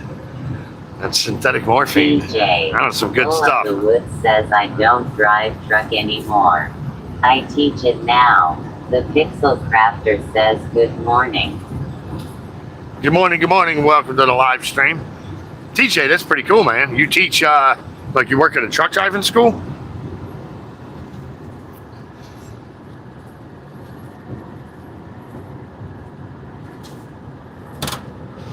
Ah, 1 mile, that's my fuel stop, Bidwell, 850. Yeehaw. TJ, Bull of the Woods says yes. Certified CDL instructor. Nice, that's awesome. The Pixel Crafter says where you at? The Pixel Crafter says it looks cool. I'm in Ohio right now on Route 35 on my way to South Carolina for delivery this afternoon. I'm going to get off this exit. I have to get assigned fuel stops now. I can't make even my own fuel decisions anymore. All this micromanaging going on here. Macromanage, micromanage. That's just mediocrity. So this is the fuel stop they assigned to me, so I'm going to pull into this Love's. The Pixel Crafter says I was in South Carolina yesterday. Rebel Bama Boy 251 says that's a beautiful view. Yeah, it is a pretty morning out here today. It was an awesome sunrise earlier. 65 degrees outside right now, just perfect sleeping weather. I mean, it's all right. The Pixel Crafter says Mount Pleasant SC. Cool, I think I'm going to, I don't even remember where, Pageland or something, so, Walmart DC down there. All right. Ooh, look at this old pickup truck here. I wonder what that is. 1.7 miles ahead. Turn left on Route 35 toward Jackson Pike. That was a Ford. Damn. That's pretty sweet.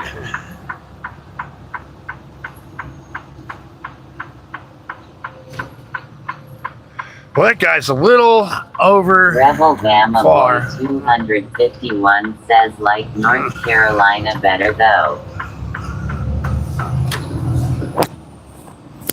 Oh my God.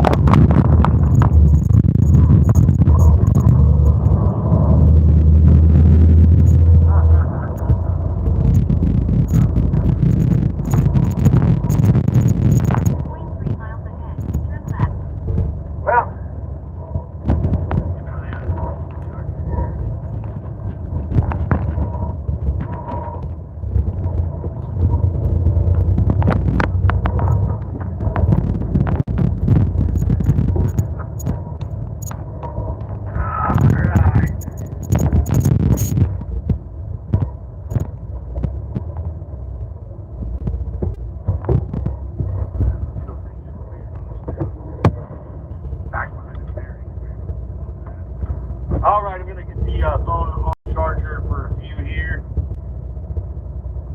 Take my microphone out of the cup of coffee just in here. So I'll be back with you guys shortly. Oh no, I just dropped the other piece. Oh, come on, charger, get in there. God damn it. Oh, pain in the ass. There we go.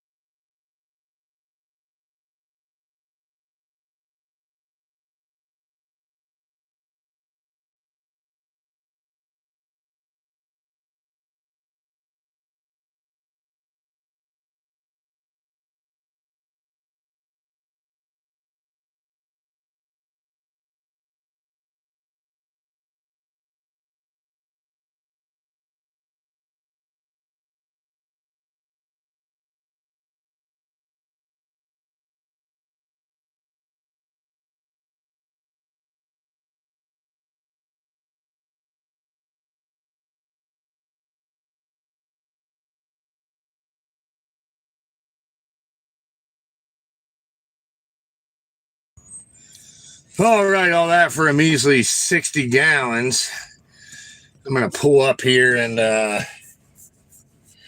run inside, use the restroom, grab a sandwich, let this phone charge a little more, keep the live stream going, hopefully for a couple more hours maybe. So good on fuel now. I fished my microphone back out of a cup of coffee here.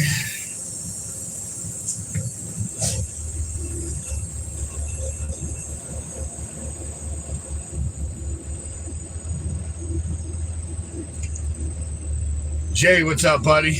Welcome to the live stream.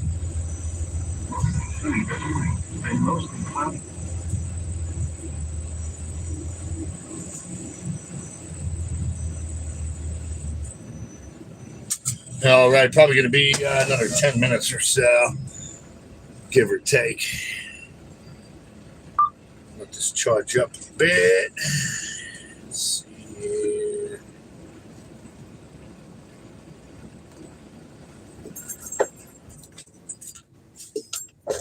All right, be back in a few.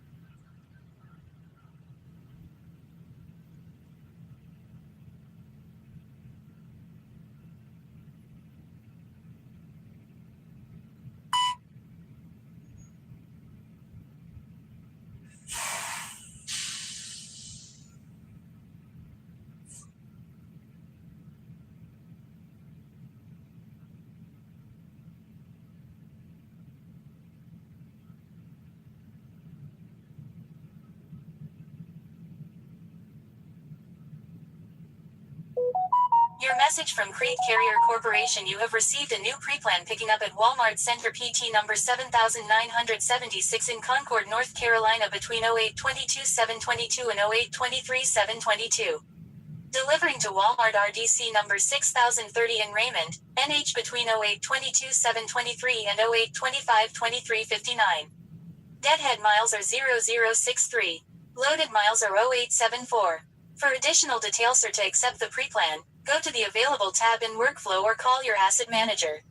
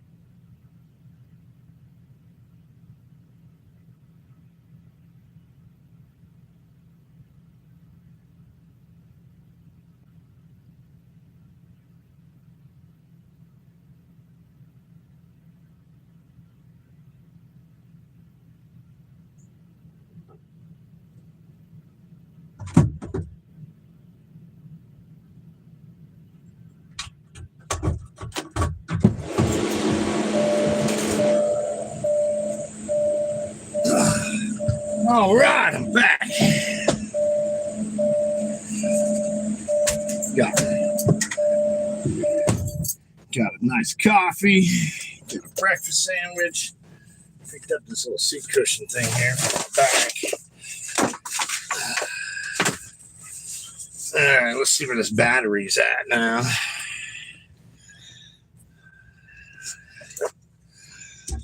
Wow, that didn't charge but 3 or 4% there. That's horrible. All right. Let me get this microphone figured out. Get rid of the waterlogged one. So maybe can do another 90 minutes with what we got now. Microphone plugged back in. That's not going to be that great. Try to make it less jiggly there. Get my other microphone out since I drowned the other one.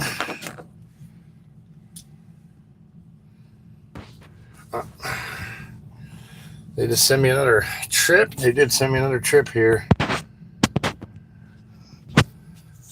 All right.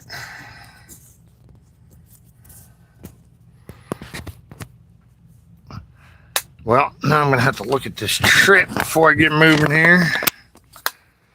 All right.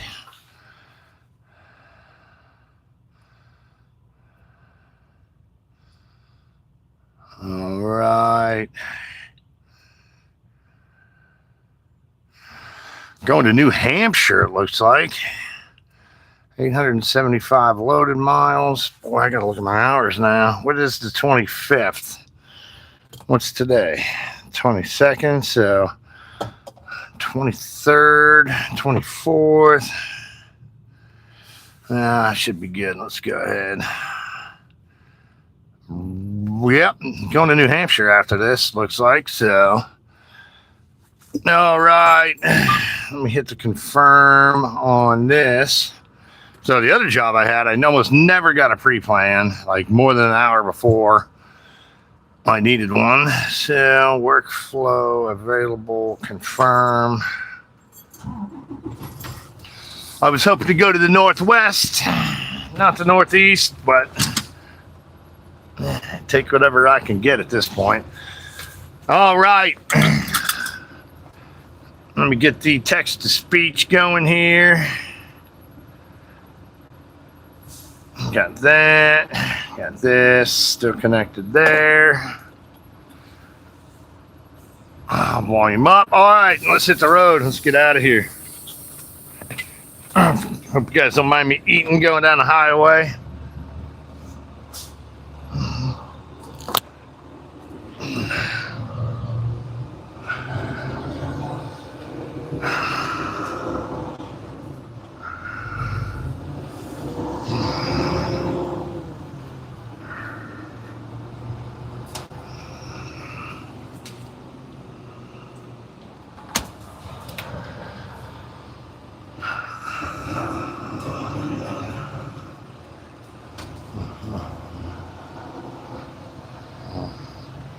All right, I'm going to try to keep this live stream going for another hour or so. If it does look like the signal starts cutting out, I'll probably wrap it up shortly after that.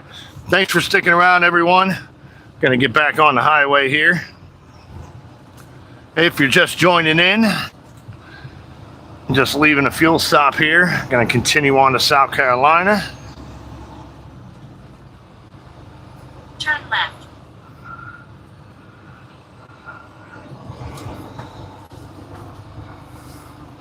Should have the text-to-speech program back up and running, so. Highway 850 North Rodney Pike, then turn right.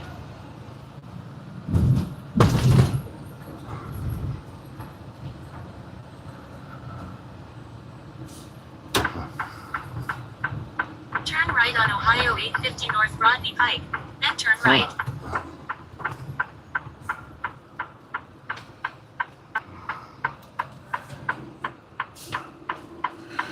All right, so the road closed, signs up here.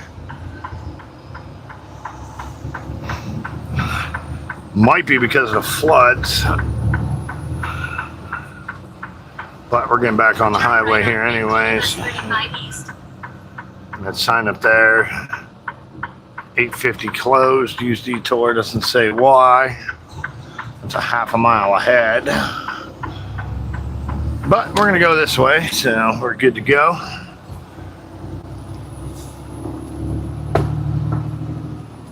Alright, got a ham, egg, and cheese Frisco breakfast sandwich I was in there. Try to stay away from this garbage food out here, but sometimes it's hard.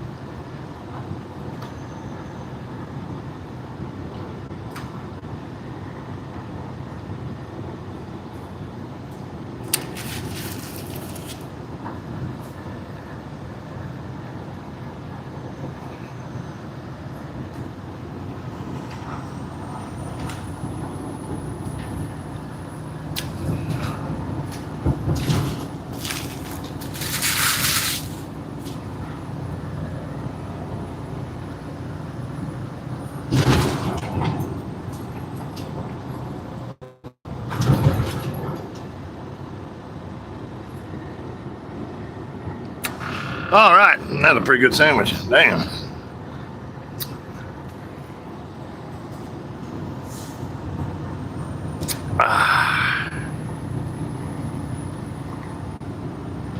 Oh, getting a little foggy and overcast out here. I did look at the radar when I started my shift this morning. Didn't look like to be too much or really any precipitation on the map along my route. So it doesn't mean something won't pop up later, but I can put my weather band on here and check it out, which I think I'll do.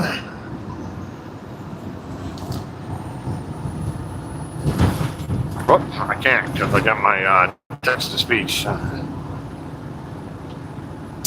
lined up here.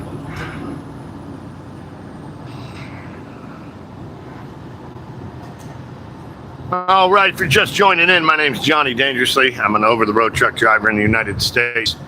Been driving truck for almost 20 years now. Currently heading on US Route 35. Just past Gallipolis, Ohio, on my way to South Carolina. I'm going to pick Interstate 64 up here. Looks to be in about 38 miles or so. We're going to take I-64 to I-77 down through Charlotte and then into South Carolina. Going to be on here for, I'm probably going to wrap this up right around I-64. I think the signal is going to be probably not that great, if I even can make it that far, but we're going to kind of play it by ear up until then. If the signal does cut out, it doesn't recover, that'll pretty much wrap the live stream up for today. While I was getting fuel, I did get another trip for later and then for the next couple of days, so it looks like I'll be picking up somewhere in North Carolina and going up to New Hampshire. So that's a nice 1,000-mile run. It does mean I'll be back on at some point tomorrow with another live stream, so make sure you hit that subscribe button. Not sure what times yet. Won't have time to look at that until this evening to get that all figured out, but I will be able to do it at some point tomorrow, I'm fairly certain. So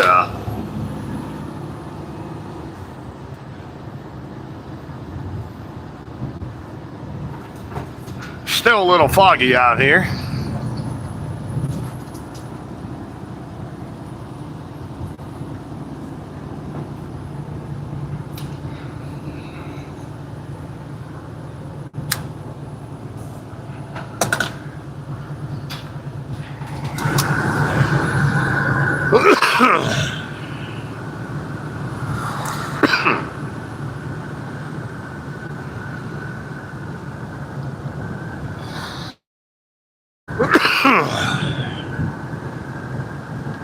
Well, the right lane closed up here, dropping down to 65-mile-an-hour speed limit.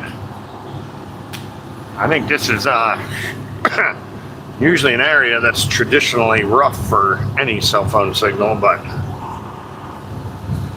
see how it holds up here.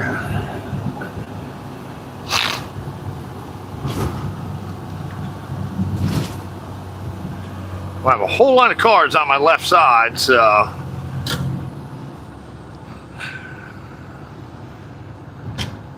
and they all got over the left there. I'm gonna be losing the right lane up here.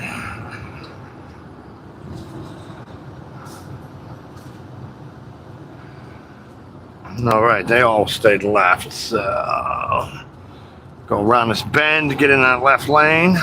Well, guess I'll just go ahead and do it right now.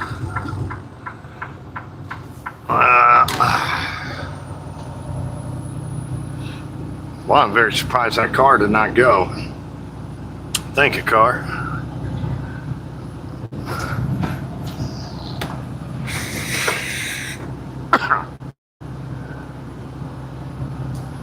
All right, getting ready to cross over into West Virginia here. I believe that is the Ohio River. You are now entering West Virginia.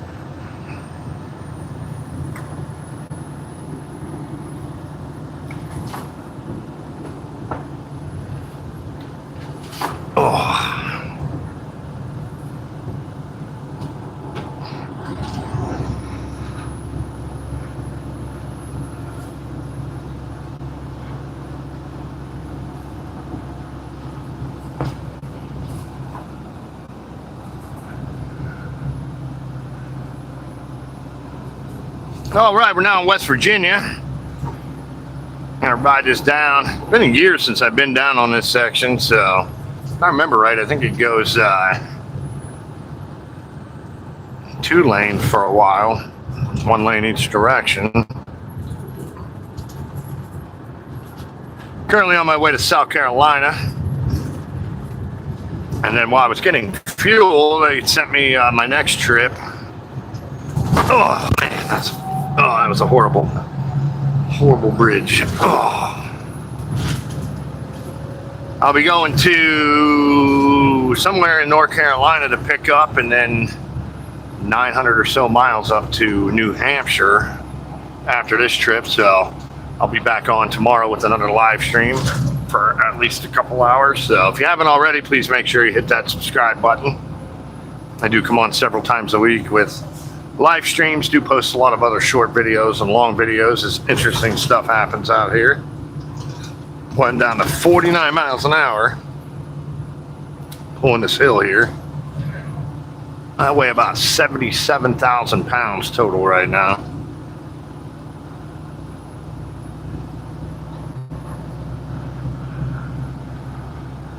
Just went through Gallipolis, Ohio, which is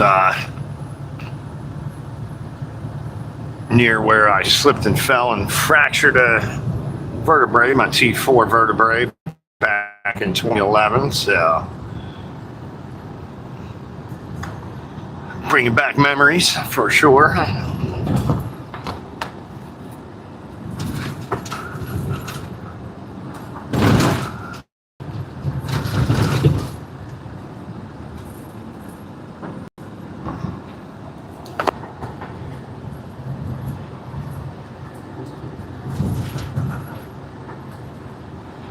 Probably going to run this live stream today for maybe another 30 minutes or so, give or take. I will have to find an area to pull off to wrap it up or whatever, but it's been a pretty fun laid back morning so far.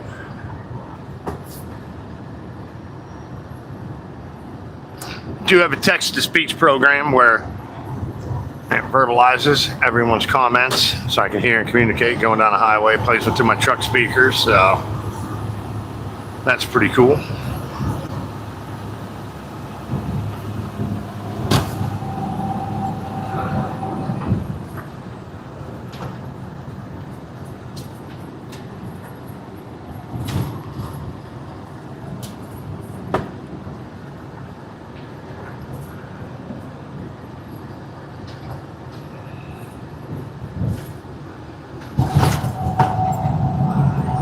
So just started with this company I'm driving for last week.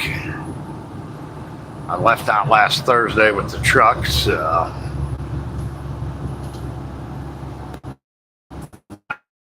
really well here.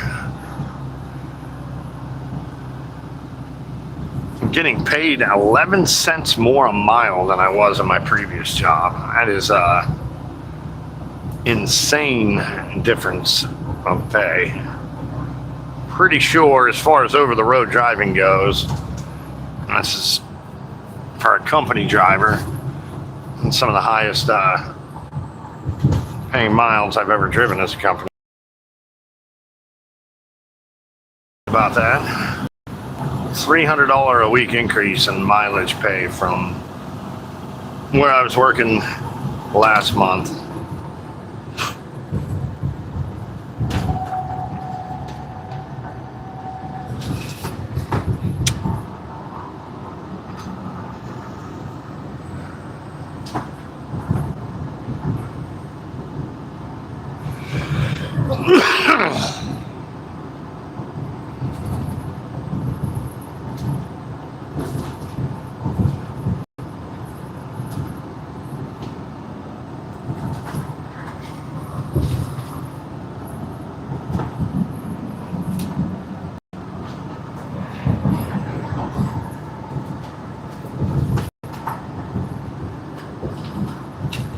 So kind of curious to see how well my signal holds up going through these parts. So been pretty good so far today. I thought it was going to be a little soft and spotty, the route I came down so far, but it seems to be pretty good the whole way. Then I get into some major metro areas where you wouldn't imagine I'd have any issues at, and it ends up being miserable. So can't quite figure it out. T-Mobile, so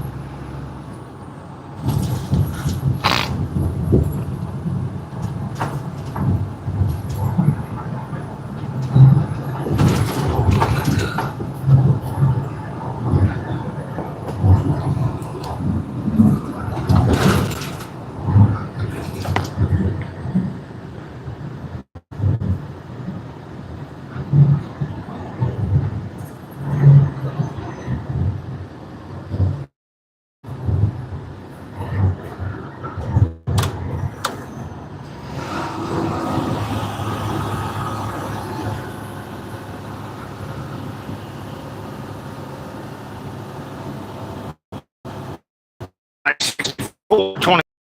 That's what I'm looking for.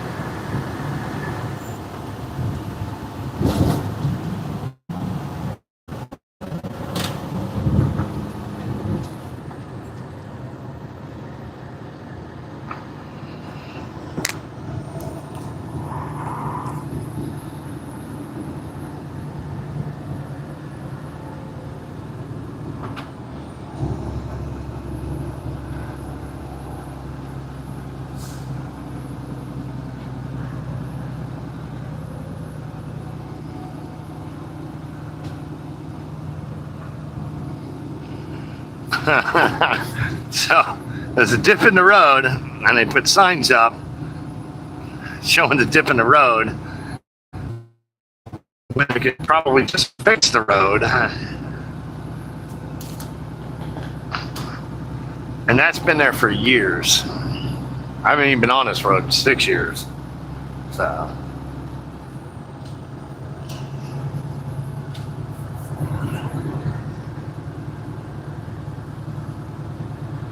Well, getting super foggy now. Camera doesn't pick the entirety of how thick the fog actually is. It looks a lot less foggy on the camera than what it actually is. None of these people has their lights on here.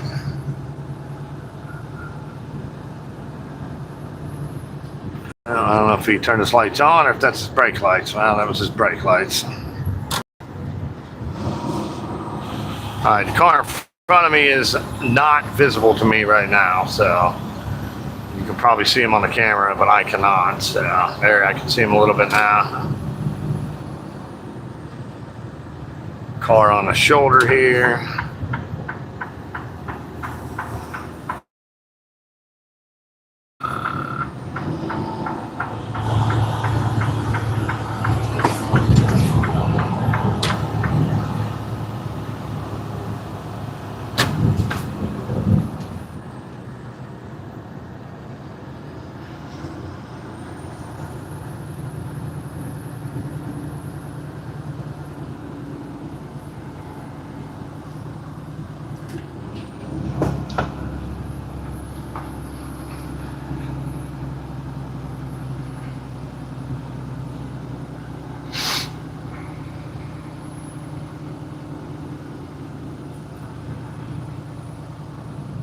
So with the empty and loaded miles on the next trip, it should be about 1,000 miles. I still have 350 on this one. That's 1,350 miles. Right now I have 12 hours, 36 minutes left on my weekly clock.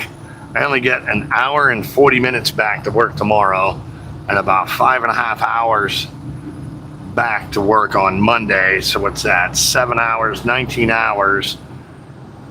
So I do have until Tuesday to deliver that. So I absolutely need the hours. I get back on Tuesday to make that delivery.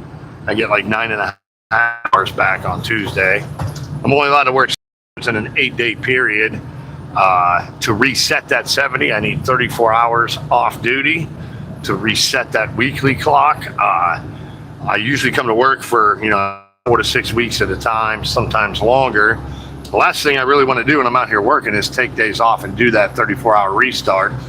So I utilize what's called a recap.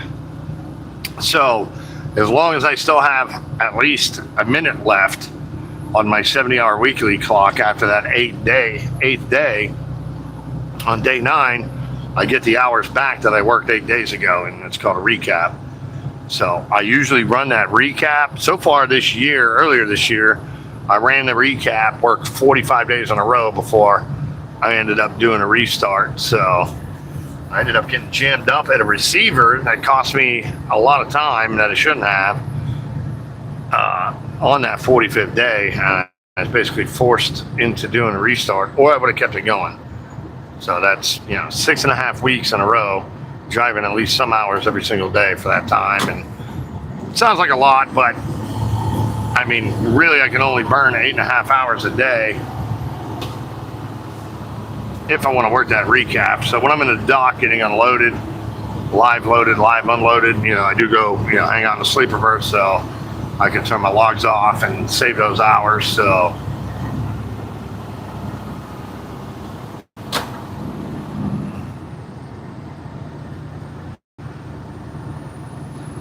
but every decision I make out here is to maximize my earnings potential. That is why I'm out here doing what I'm doing, is to make the most money, not average money. So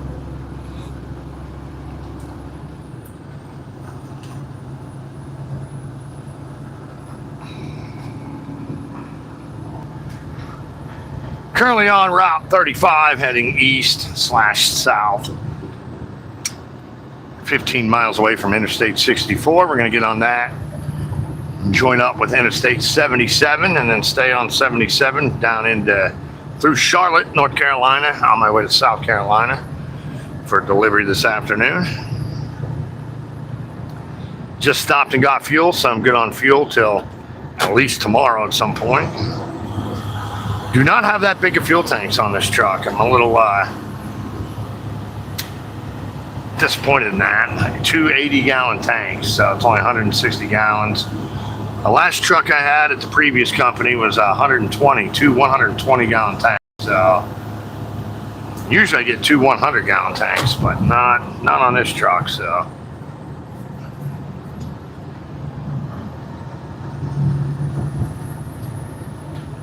when I get down to about 45 to 50 gallons, it'll show me dead flat on E. So that's 110 to 120 gallons until technically I'm on E. At 7 miles a gallon, it's only, 750 to 850 miles in between fills. And that's not that much, as big of a distance as I'm used to having in a semi-truck. So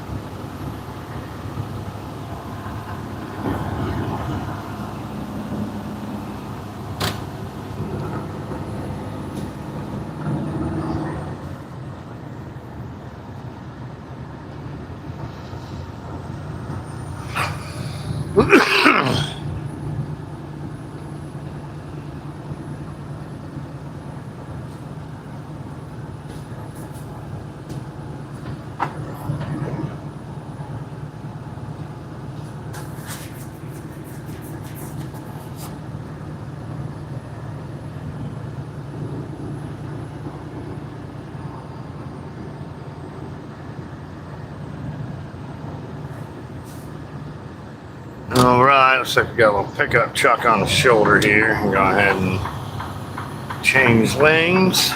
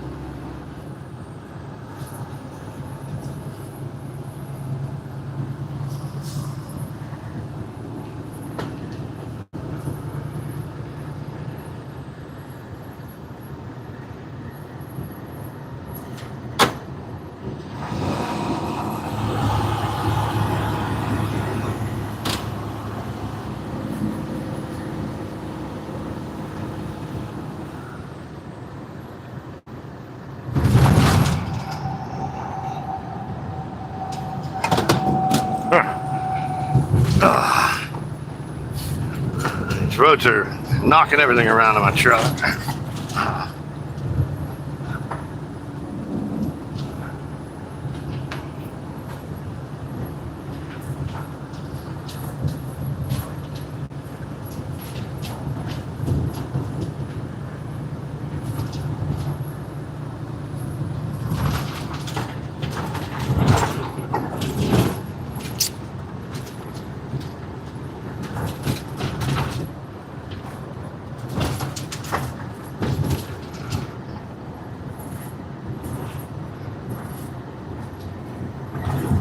HQQ5 nanometers says, good morning, I can feel the bumps in Wisconsin.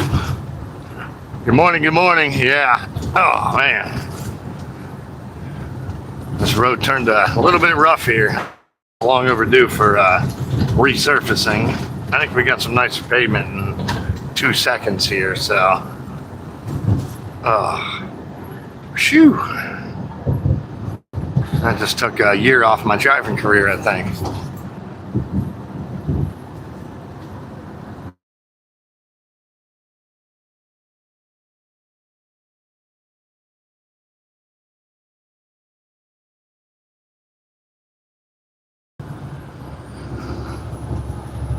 All right, lost my signal there.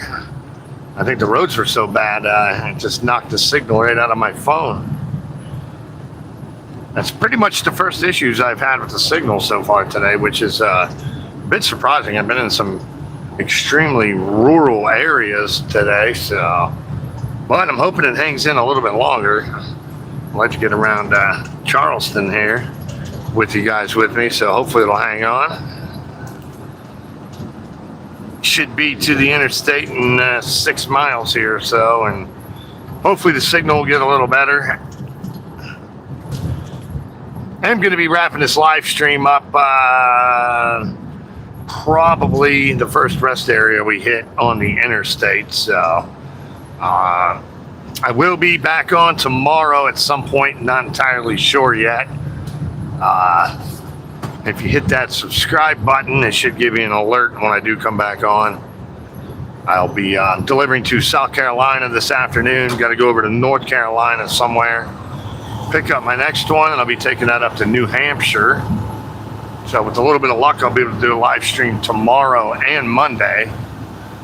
Probably won't have hours to deliver that load in New Hampshire until Tuesday morning, so hopefully I'll be able to do a bunch of live streaming between Sunday and Monday. So I do come on here several times a week, whenever I get the chance, really. There's a lot of things that need to fall into place for me to be able to do that live stream. So because of that, I can't really give much heads up or notice about when or what time I'll be coming on. But I know with the trips in mind, I'll definitely be able to do something tomorrow, hopefully earlier. I can get started, but that's not firm, so. Oh, man, god dang it.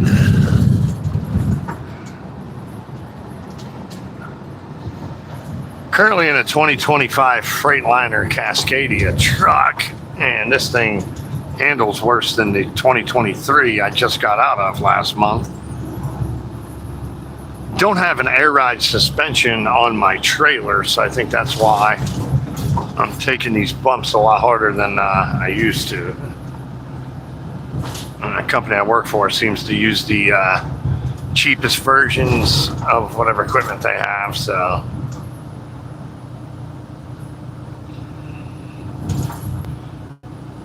So, needless to say, I've purchased every kind of short-term and long-term disability policy I can possibly get my hands on. So, this stuff absolutely destroys your back and body. These trucks do not handle anything like a car does with the suspension and everything. I do have an air seat, but it's still worse than the suspension in a car, by far.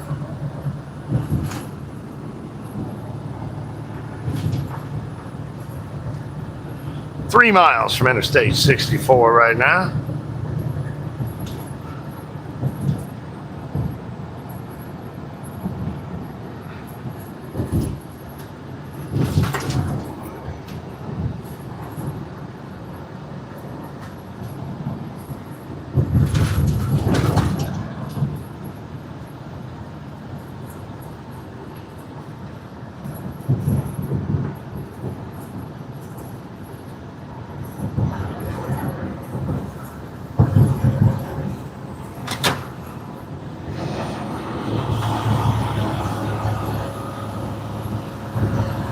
Well, got a little hill to climb ahead of me here. I weigh about 77,000 pounds gross right now. So 80,000 pounds is the maximum weight I'm allowed. So I am pulling these hills a little on the slow side. I have a lot of mountains to go through. Take ramp to I-64 East. Going down Interstate 77, so West Virginia, North Carolina, and all that good stuff. So.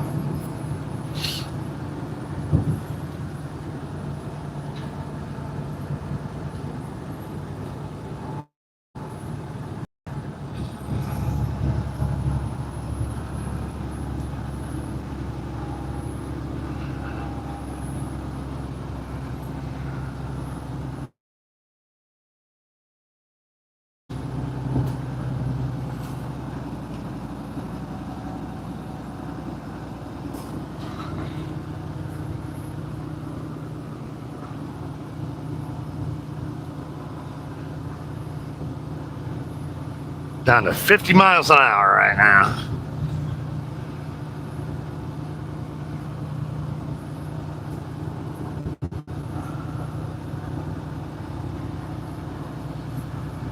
One mile ahead, take ramp to I-64 East.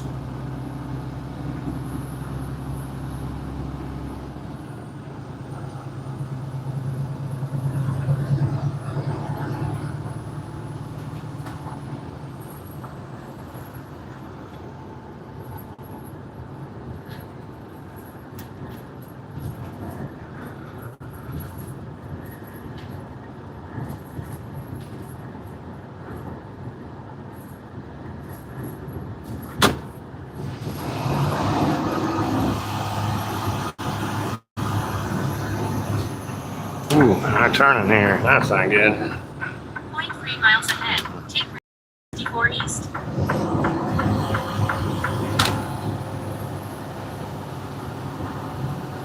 Take ramp to I-64 east.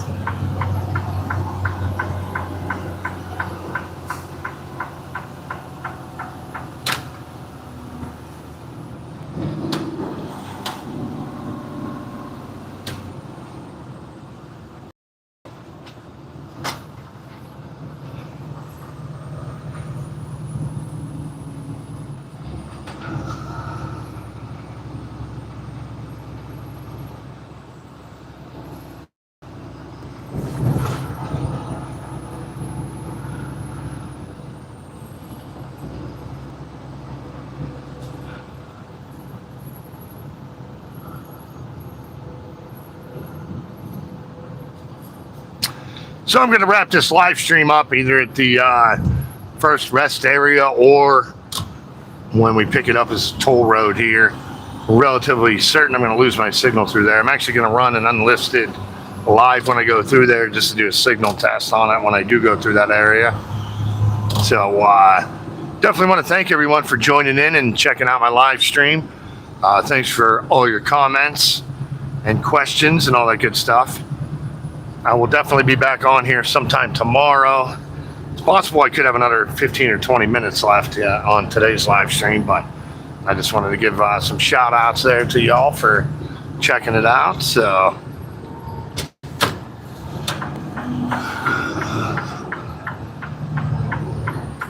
17.2 miles ahead. Take ramp to West Virginia Turnpike I-64 east.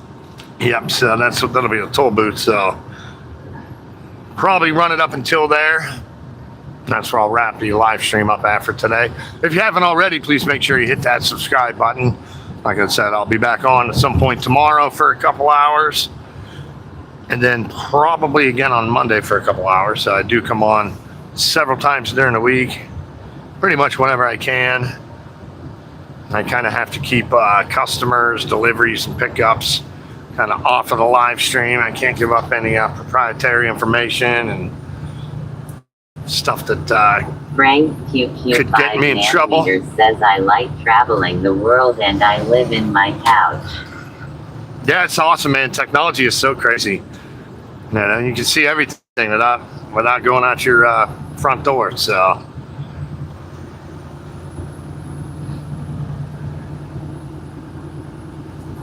yeah, what I like about these live streams too is, you know, I like earlier today I was having a conversation with someone from Nairobi, Kenya.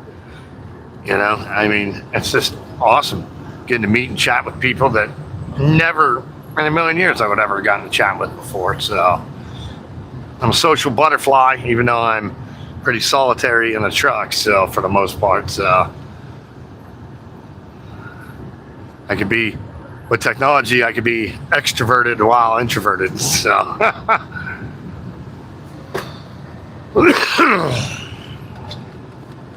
all right, got a nice 70-mile-an-hour speed limit here. I can go 68. It's as fast as my truck will go. So oh, well,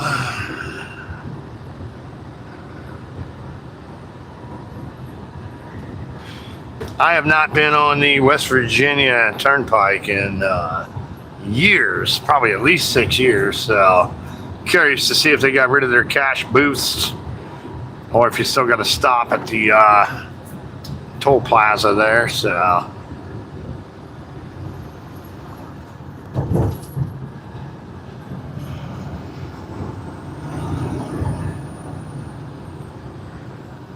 Shannon's Michael says, welcome back everybody. Shannon's Michael, what's up, man? Finally, got started up in my new job, so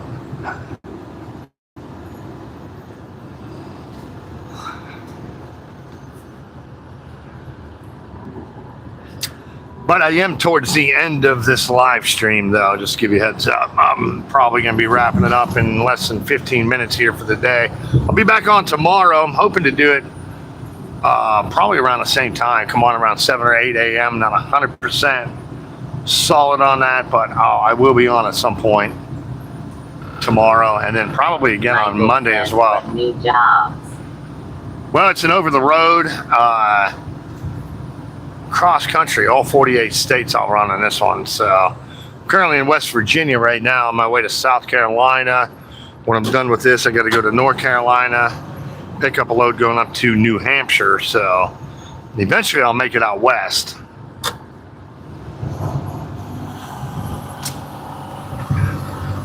So just getting settled in here. I just got issued the truck last Thursday. So I've done a few live streams this week, but I think it was, I want to say Tuesday was the first live stream I've done in a big truck since the beginning of July. So definitely thrilled to be back out here. So I love what I do, love traveling, love being over the road. So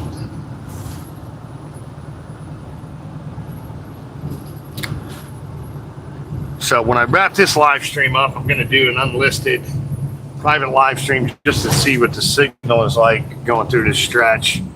Years ago when I came through here. 99W says, what state are you in? Hey Robert, currently in West Virginia right now on 64, Interstate 64 heading east. Going to run this over to Interstate 77 and run it south all the way down into South Carolina. I'm going to go through Charlotte and then some U.S. routes to get to where I'm going in South Carolina there.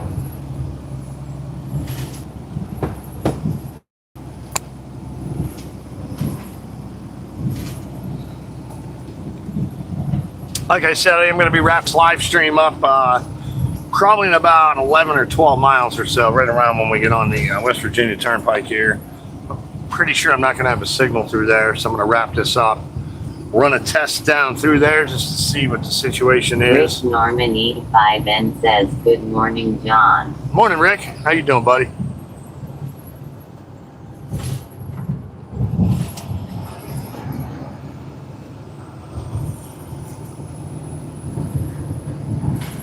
But if you haven't already, please make sure you hit that subscribe button. I'll be back on, hopefully in the morning hours tomorrow, not 100% on the actual time, but as long as they don't switch my load around, I definitely will be on tomorrow for a couple hours, and then I should be able to be back on again on Monday for at least a couple hours too. I'm going to deliver this to South Carolina, pick up in North Carolina. 5N said, doing fairly good. Where are you headed today? Well, I'm heading down to South Carolina for a delivery this afternoon, and then I head to North Carolina. I'm not sure where, if I'll even pick it up today. I can pick it up either today or tomorrow. And then I'll be heading up to New Hampshire with that one. So it's like, you know, give or take about a 1,000-mile trip. Shannon's Michael says, at what time are you finished? What time do you finish work in the truck? Toda of August 22nd, Saturday. What are you doing? What time do you finish? I'm not sure what time my shift will be over today. I started at about, what time was it? 6 in the morning, so I have to be done by 8 o'clock tonight. I'll probably be done around 6 p.m. tonight. The live stream I'm going to wrap up here, though, pretty shortly, probably in less than 10 minutes. Been on here for a few hours already today. Battery's getting pretty low on the phone. And I'm pretty sure I'm going to lose my signal on the West Virginia Turnpike here. So I'm going to run a live stream that's not live. It's like a unpublic live stream, just to do like a video test through there to see what it's like. That way I know for the future if it'll be a good area to run one or not. So, but I can unplug my microphone and put my phone on the charger while I do that. So. Shannon's Michael says, what goodbye to you, and hopefully you come by. Goodbye everybody, come back tomorrow. Yep, got that right. Thanks, Shannon's Michael.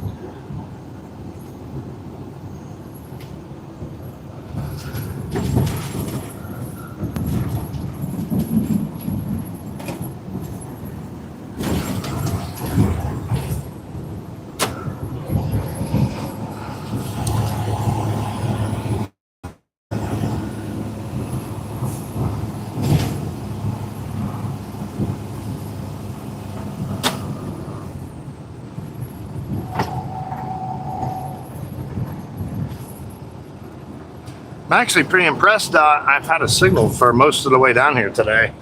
The route I took was pretty rural, extremely rural. So signal held up pretty good. So can't wait to run this test on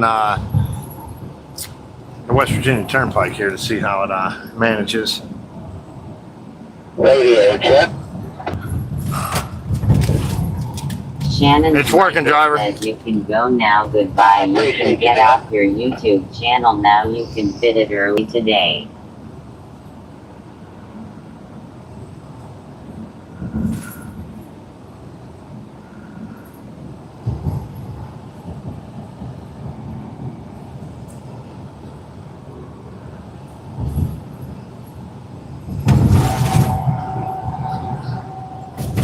Oh my goodness. Frank QQ 5 nanometers says the single's been okay. Yeah, thanks, Frank. Appreciate that. Yeah, I can't tell how good or bad it is while I'm driving or anything, so appreciate the feedback on that. And a lot of these areas, I don't know, I mean, some of the areas you think it would do the worst in, and it ends up doing the best in, and then I'm in like a major metro area, and it's like horrible, losing my signal left and right. So it's hard to make heads or tails out of whether or not it's going to be good or not. That's why some areas I'll actually do a test and run like a private live stream. 5 nanometers says the single's been okay. Shannon's Michael says YouTube channel goodbye to you, and how are you back tomorrow? What time tomorrow on your YouTube channel in the morning? What time do you finish tomorrow night? I don't have the answers to any of those questions, unfortunately. Hopefully I'll be on in the morning. It's hard to say. Depends on how quick I can get in and out of where I'm delivering to. All of those are variables and hard to pin down exactly. Hopefully it'll be in the morning. I'd say 8 a.m.-ish at the latest I should start, but really I don't have any idea. That's what makes it hard to announce when I'm going to be doing a live stream. You know, a lot of times I don't even know where I'm going more than a couple hours when I get to where I'm going. And so most of the times I don't know I'm going to do a live stream until an hour or two before I can do that live stream. So tomorrow I'll probably be done by 5 or 6 p.m. wherever I get stopped at. So most of these companies do not reimburse or pay for truck parking. So when I'm going to be running up in the Northeast, the only way I can find a spot that I don't have to pay to park at, because if I'm not paying to park somebody else's truck and trailer, so I have to find a spot I don't have to pay for. And the only way to do that is to finish early. So I usually try to start my shifts at 3 or 4 a.m. so I can be done by 5 or 6 p.m. at the latest. So being in the Northeast, Shannon's parking's a lot harder to come by. Get off the YouTube channel with early today. Yep, I'll be wrapping this up probably in about 5 minutes or so, give or take. So, but once again, I need to find a place to pull off to be able to do it. Can't use or touch or hold a cell phone while I'm operating the vehicle. So, and it might not even be a toll booth here in the. I can't remember. It's been so long since I've been out. So the next place I can safely get pulled off, I'll be wrapping this live stream up. So I definitely want to thank everyone for joining in, all your comments, chatting and everything. So it's been awesome. It's so much fun for me to do this, so I really enjoy it. If you haven't already, please make sure you hit that subscribe button. Like I said, I will be back on tomorrow for a couple hours, barring anything unforeseen, and then it should be in the early AM hours, you know. Shannon's Michael says goodbye everybody on the YouTube channel tomorrow morning. Goodbye, Shannon's Michael. Next 1 mile. Please use caution. Thanks for joining in.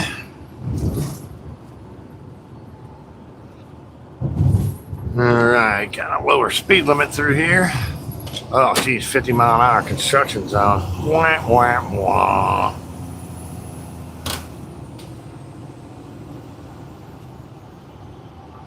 So 3.5 miles to the West Virginia Turnpike.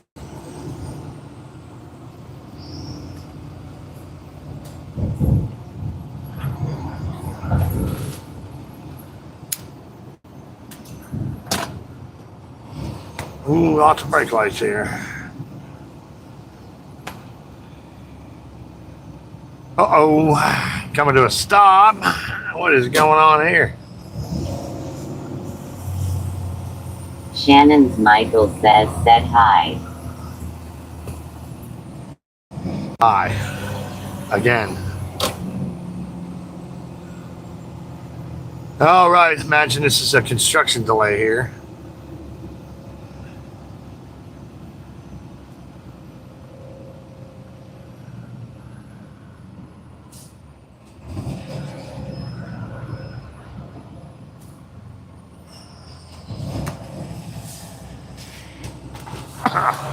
Well, this will probably extend the live stream a few minutes, I'm sure.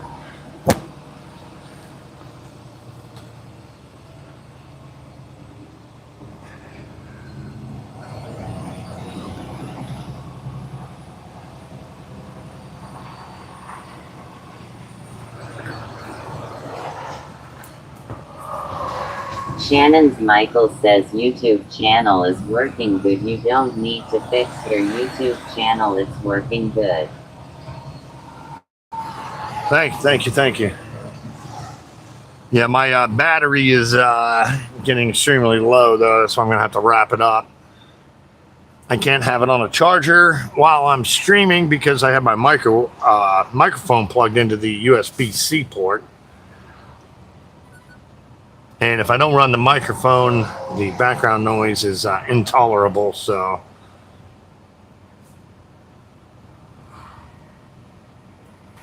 So when I wrap it up, I'm going to do a test, private live stream test through this section to see if the signal holds up good while I have it on the charger. So Shannon's Michael said hi.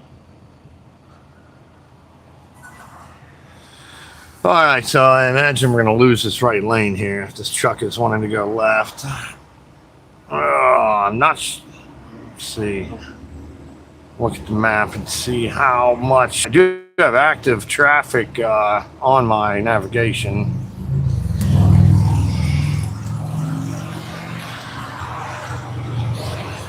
Cannot afford to lose extended periods of time through here. If I lose like 2 hours here, like... I probably will not be able to do that next load, so.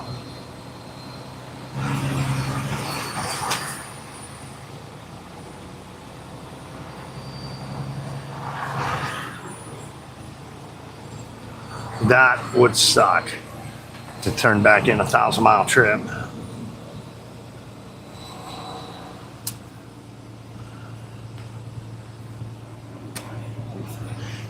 Jump on the CB here and see if we're losing a lane up here. Shannon's Michael says, where is everybody on your YouTube channel? Come on everybody, where is everybody on YouTube channel? He's gone on your YouTube channel. Hey, eastbound, we losing a lane up here?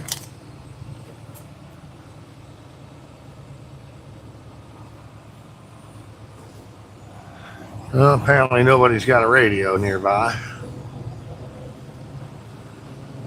Well, we got a sign coming up here, so it looks like I'll get the answer to that. Guarantee you. I can't see anymore yet. It's probably going to say what lane's closed on the sign here. I'm pretty sure we're going to be losing the right lane. I'm 2 point.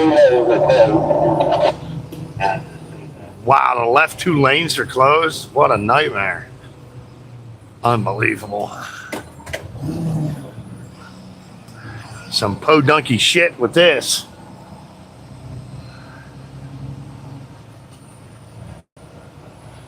I don't know if this is, I mean, imagine it's construction. Could be from all the flooding and stuff out here anyway, so.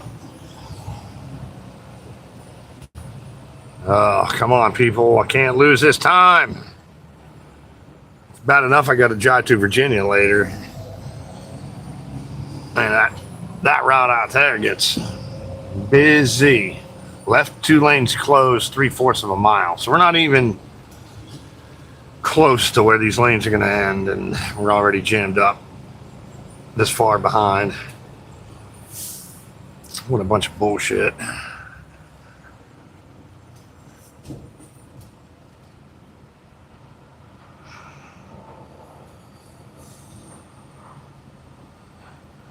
Shannon's Michael says you have to tell your YouTube channel off. YouTube channel turn back on it on your YouTube channel. Where do the people on the YouTube channel? Maybe you have to turn it off and turn it back on if you.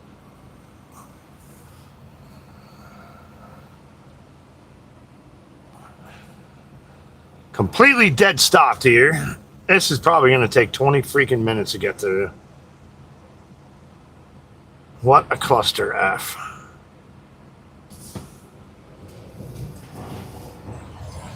So 2 left lanes are closed up here, 3/4 of a mile. So all that traffic that's in the lane to my left Shannon's and then Michael to the left of says that hi. have to join up into this one.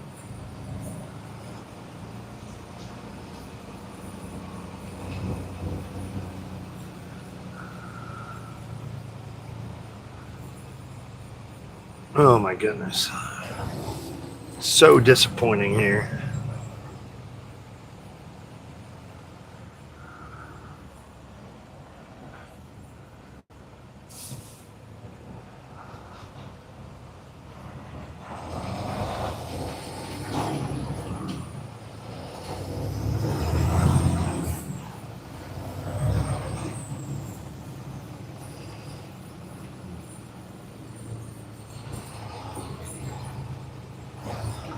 Still more than a half mile away from the lane closures here.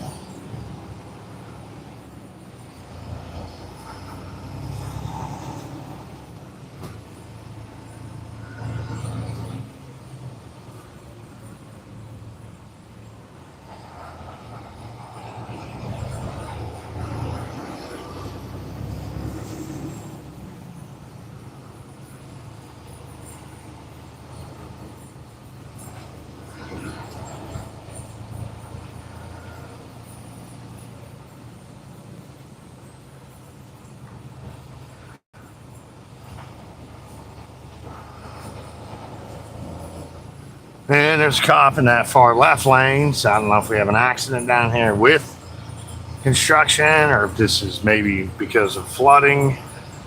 We're pretty high up. I can't imagine it's flooded up here. Still half a mile till these lanes close. Ooh, there's a nice Harley.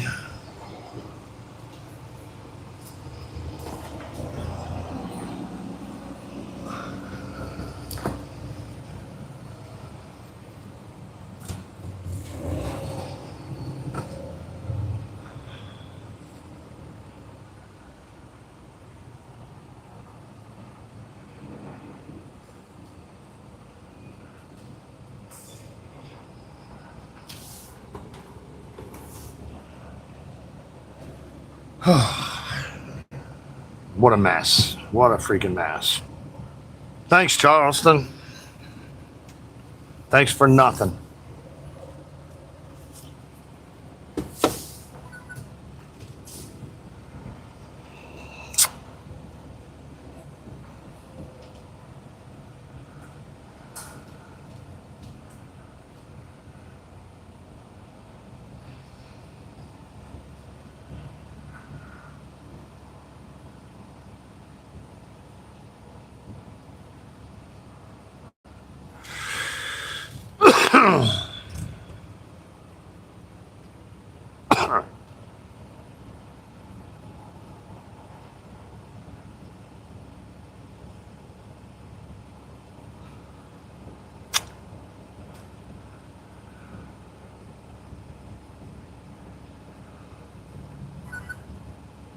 Shannon's Michael said hi.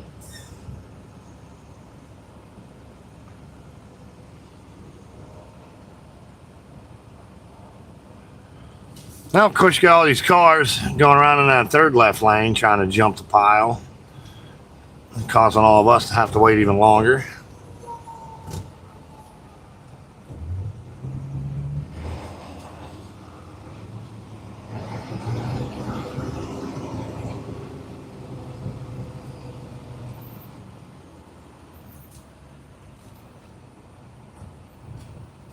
So I'm going to, as we get close, I'm going to stay close to the car in front of me. I'm not going to let anybody over until we're up when the lanes close.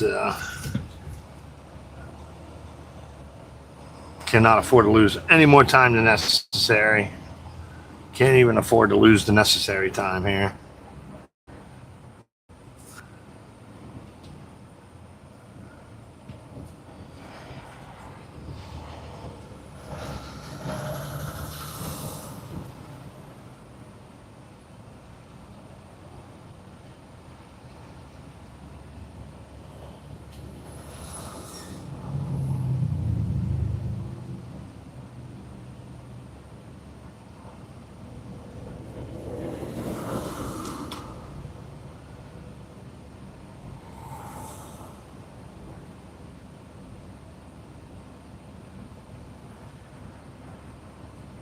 Wow, probably gonna lose between 30 minutes and an hour on this shit. Absolutely unbelievable.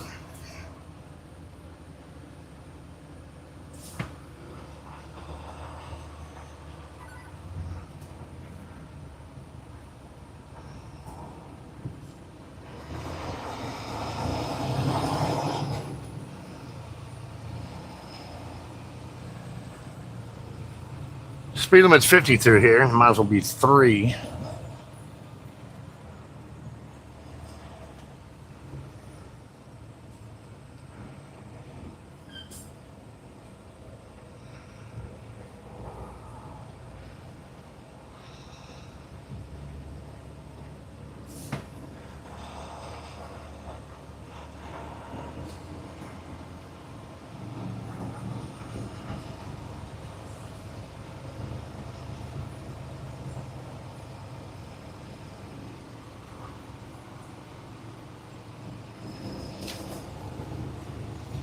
Shannon's Michael says goodbye everybody, no I'm coming in.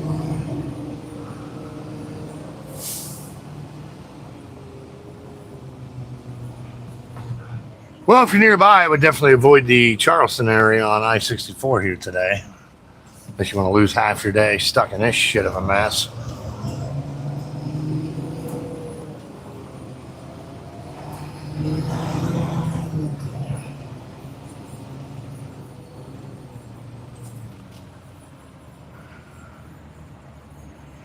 Well, looks like a lot of people are hanging back, getting over now. Maybe that'll help speed things up. I'm sure everybody's going to continue to ride up in the 2 left lanes that are closing here. And there's some people going around in the far left lane now. Hope you all die in a car crash behind me later.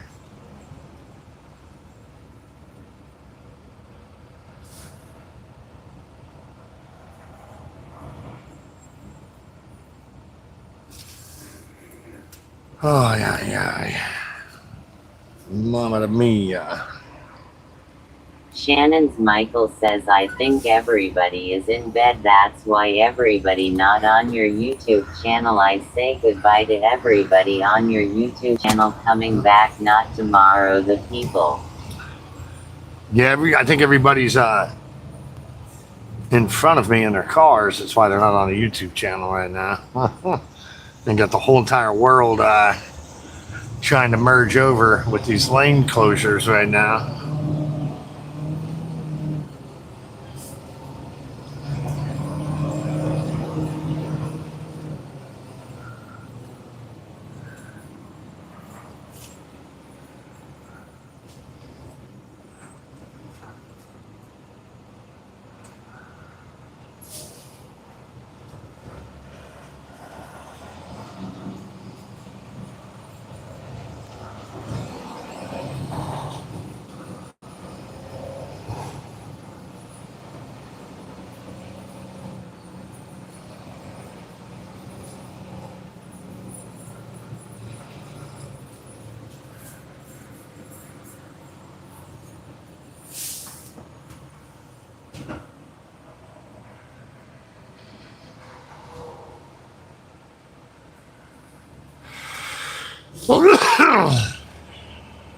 Shannon's Michael says hello Rick.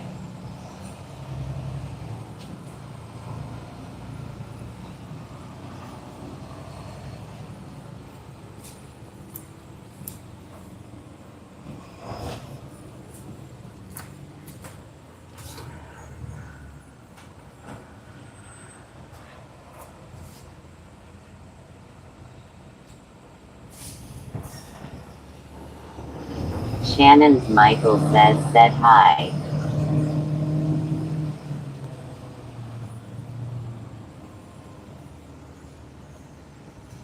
Well, once these two lanes get closed, we should be able to increase speed at least marginally.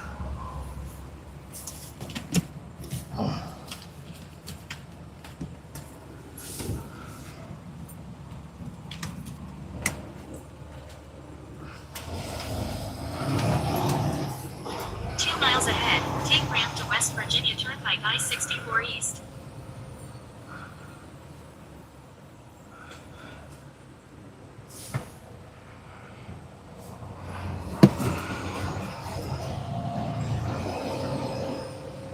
Robert Franklin I5I4Y says, what is your truck?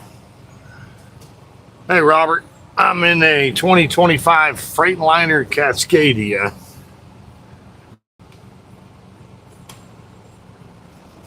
Got about 147,000 miles on it right now.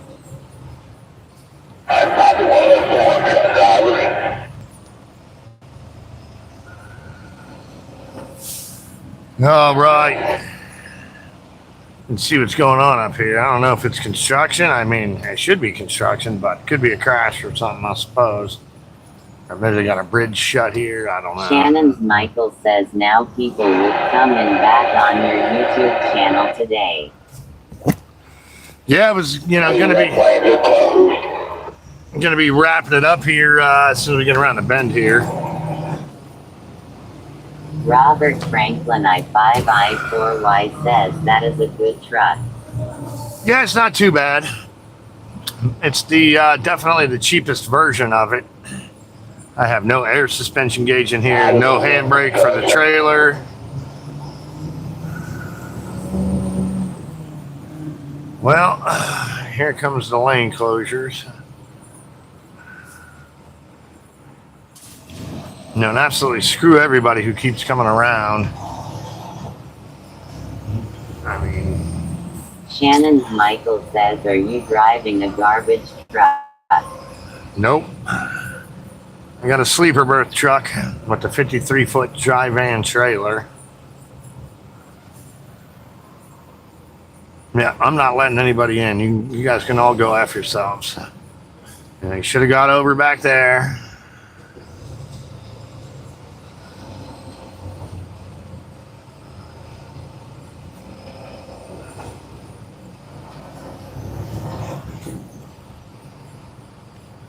Don't wait to me. I ain't give you shit yet. Yeah. Go after yourself, says, dude. Are you driving the firefighter truck? No, I'm not in a fire truck. Not in a garbage truck. I'm in a semi truck.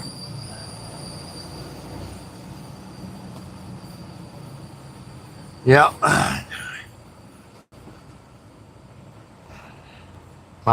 Those Amazon Prime Robert drivers Franklin are horrible. I4Y says you have a good day. You too, Robert. Thanks for joining in, bud. Chat with you next time. Yeah, those Amazon Prime trailer drivers, a lot of them are non-domiciled, fake CDL drivers, and they're horrible. Crash all the time.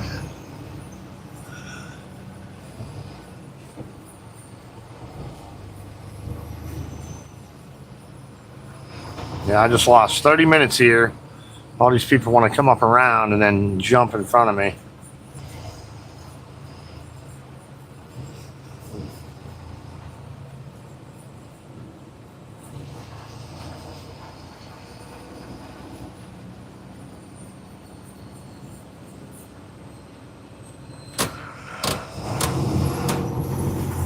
Robert Franklin I5I4Y says be good.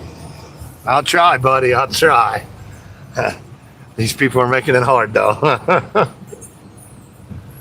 Shannon's Michael says, do you want to be a police officer in job police truck? What day do you want to drive a police truck? Never. Absolutely never.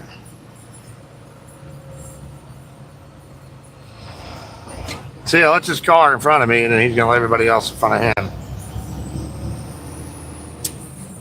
All right, let's see if they're doing construction. If it's an accident, see what we got up here.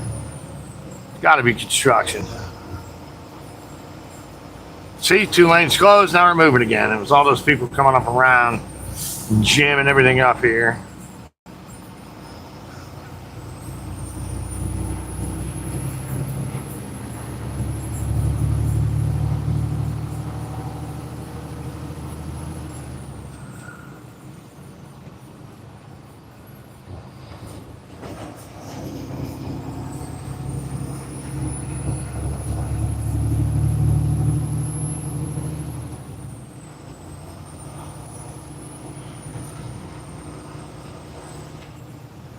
Well, Shannon I'm going to Mike stop says again. I have to go back now, go back to the highway. Oh, yeah.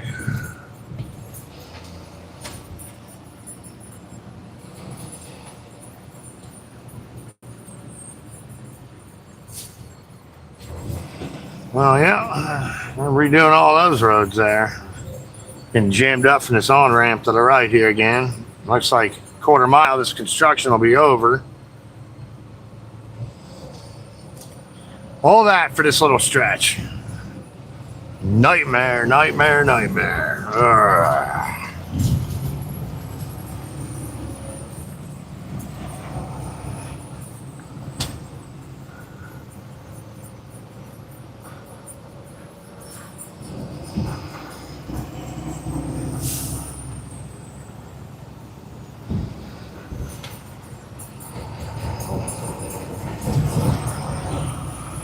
That's it, all that for that.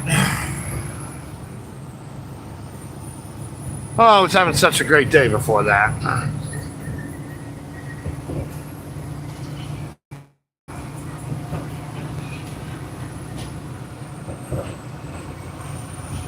All right, 64 east and 77 south. Here we come.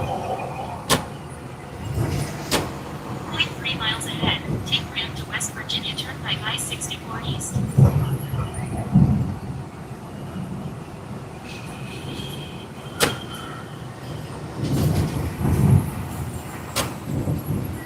Take ramp to West Virginia Turnpike I-64 East.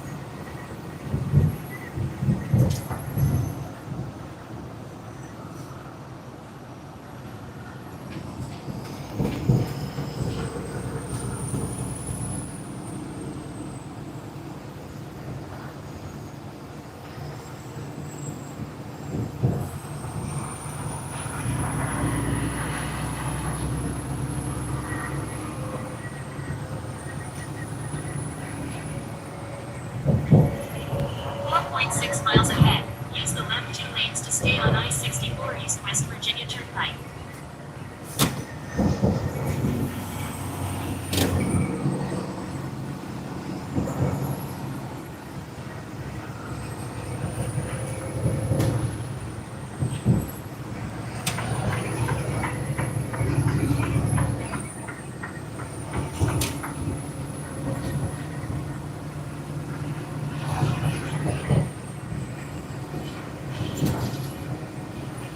All right, you're gonna be back in a 60-mile-an-hour speed limit here. Maybe for only a mile. Let's see kind of construction they got up here. Still gonna be wrapping this up. Oh no, don't tell me we got another slowdown already.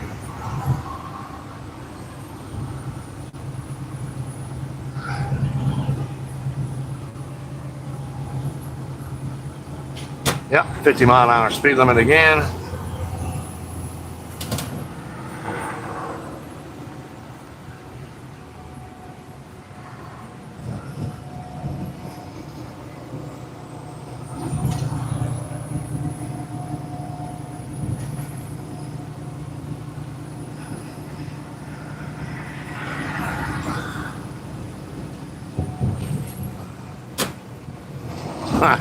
That sign said trucks use left lane, but we're gonna be losing the left lane. Maybe they're trying to tell me something there. So the right lane ends or it exits. So we're gonna be down to 1 lane again.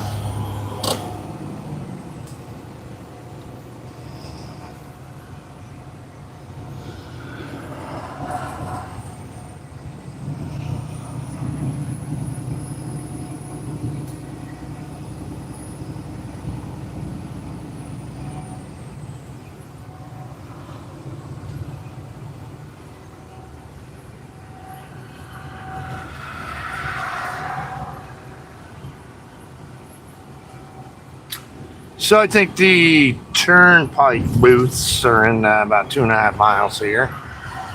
Maybe I'll be able to wrap the live stream up at that point. I'll be back in 1 minute. Bye, Shannon. It's Michael.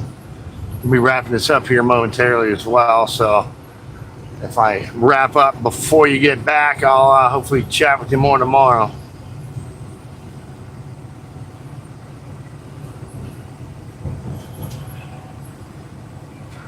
Well, it's saying 60 now. Is this construction ending? What's going on here?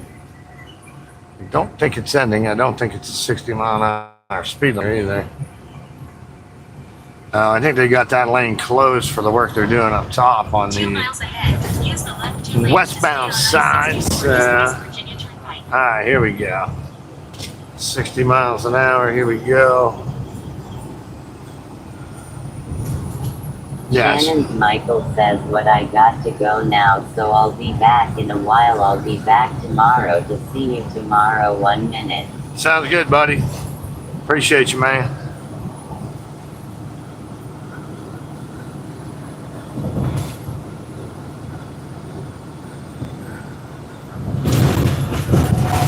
Oh, my goodness.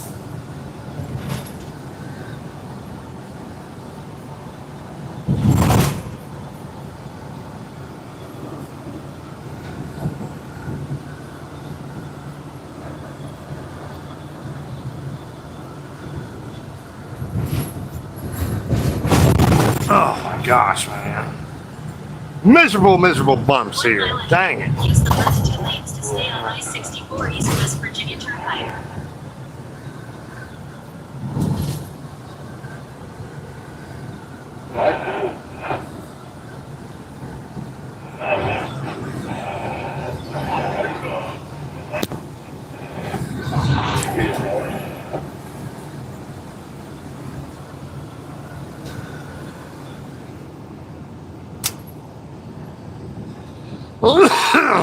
Young lady was last night. I didn't even make me a lot. I never asked her. I just go right home last night for bed. 0.3 miles ahead. Use the left 2 lanes to stay on I-64 East West Virginia Turnpike. The short girl in there in the mall, she said it wasn't even. It would never Use get the down, left but 2 wouldn't lanes bring to it stay up. on I-64 East Virginia Turnpike. Sandwich or George? She ordered the same thing on her phone as I did on mine. 55.3 miles ahead. Use the right 2 to stay on West Virginia Turnpike I-77 South. Wouldn't say there was something wrong. That's happened to me before. I deleted it. I have off my phone. It wasn't on there. Well, it's still on there, I think, but mine was the pavement thing. It wasn't. Oh, man. That's some CB chatter going on channel 19. On the car that you want to use, that's all it is. I think it did an update, and when it updated, it took information out. Know what I mean? Damn, guys, get a room. Damn, boy. Need to put the my City National card back on there. Well, here's the turnpike right here.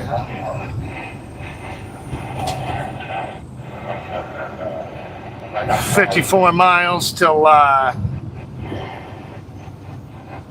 we break off on Interstate 77.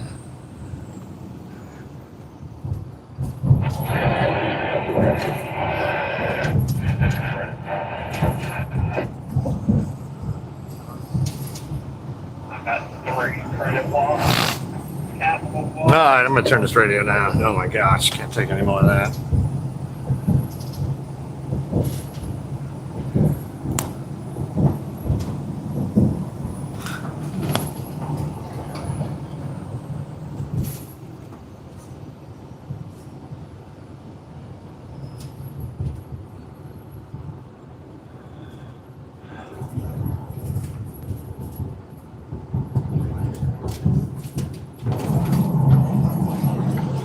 Can only take these curves at about 53 miles an hour here. Take them too fast, the G-force will flip your trailer over. pretty heavy, got a high center of gravity on this load, so.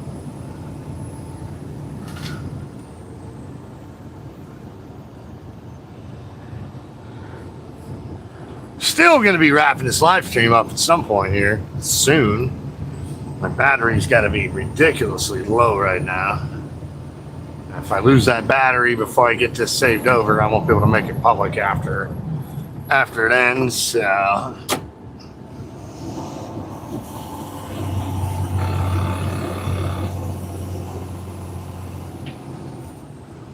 Got big curvy highway for the next 55 miles or so.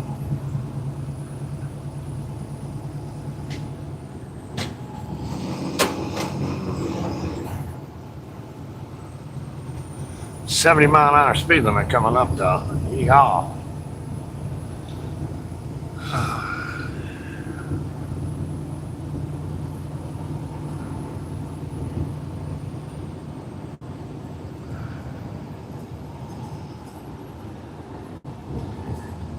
Shannon's Michael says back in 1 minute on Sunday morning. All right, Shannon's Michael. Sounds good, bud.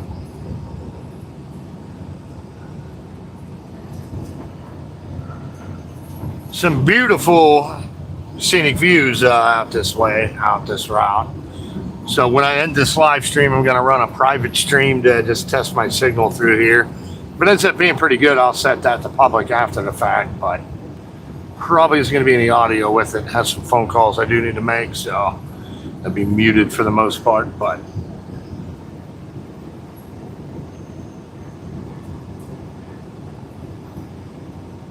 matter of fact, I'll set it public, I'll mute it, I'll put a note in there that it's a test. I won't be able to communicate with you guys during that stretch, but I'll go ahead and get the phone on the charger at that point without the microphone, so if that sounds good to y'all, I'll go ahead and do that.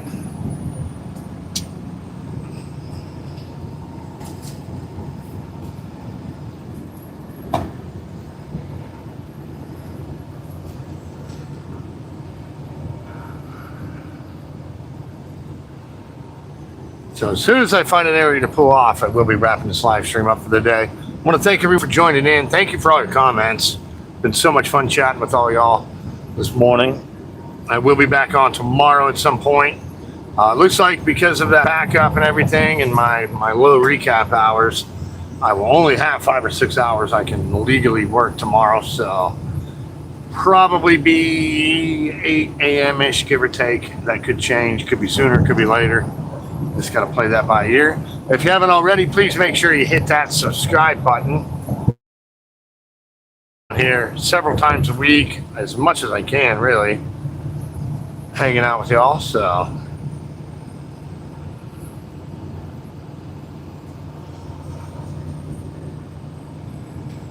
It's been so long since I ran up through here, I can't remember. I think there's a rest area / service plaza not too far from here.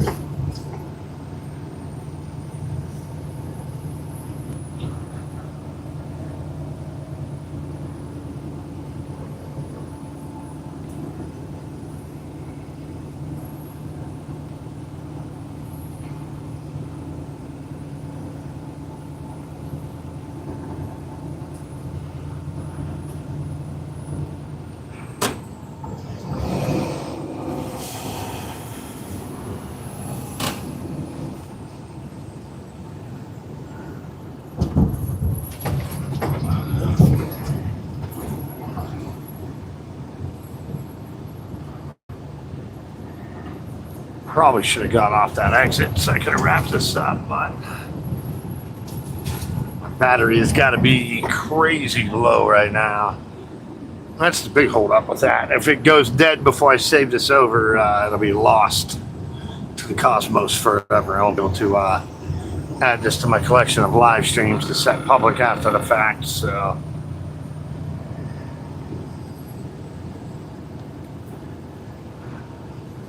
Shannon's Michael said hi.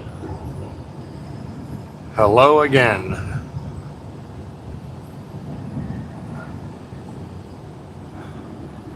So signal's pretty good, I think, so far through here. I'm still a little bit surprised about that, but I'm gonna wrap this live stream up in a few and then start a test. I guess I'll go ahead and make that one public. There'll be no audio with it. Will not be able to communicate with you guys on that one. I'll put some descriptions and stuff up that it's a test.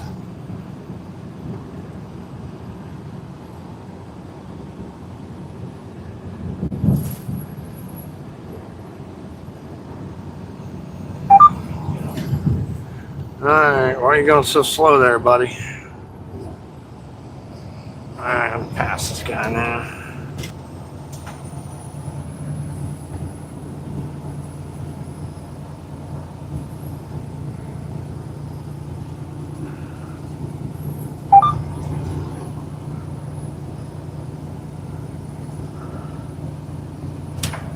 Shannon's Michael says hi. Hi.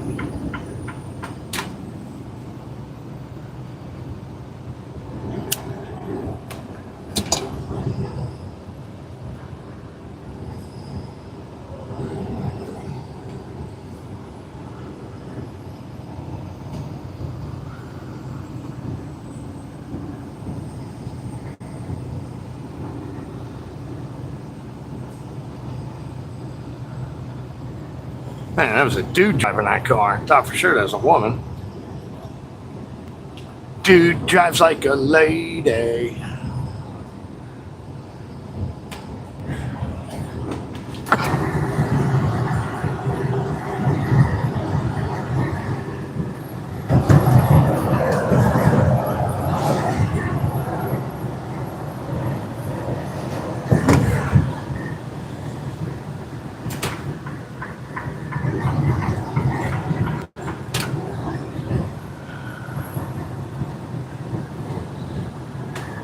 I got Amazon up here going 63 miles an hour as well.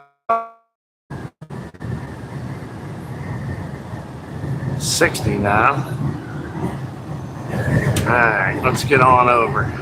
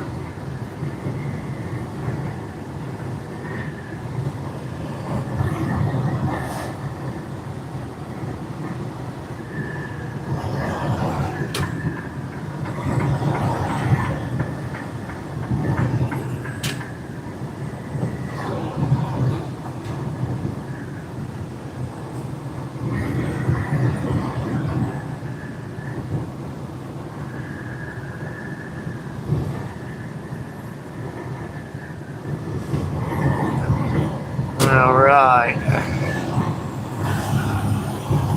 Well, got a toll booth in 3 miles, it looks like. Toll Plaza.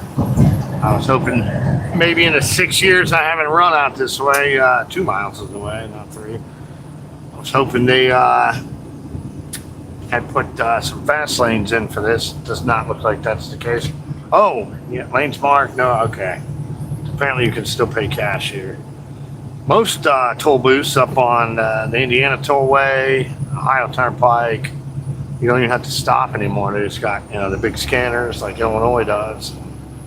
Apparently, that's not going to be the case here, so.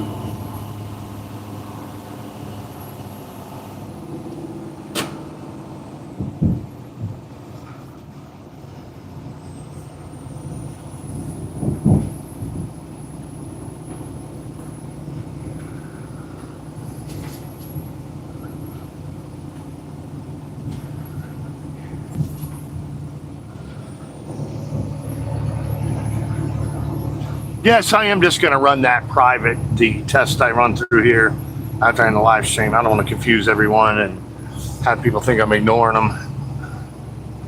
So I will be back on tomorrow with full-blown actual live stream though, so signal permitting. But I'm going to wrap this up. As soon as we get through the tool booth, I'm going to pull off. We'll wrap this live stream up for today. Thanks so much for joining in.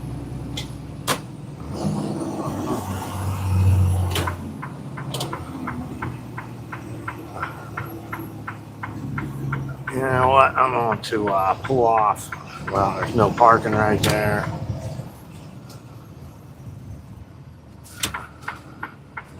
Well, let's bang this lane right here. This guy's taking a little while. Not sure if I'll be able to pull off to the right here or not. Yeah, I bet you I won't be able to. Yeah.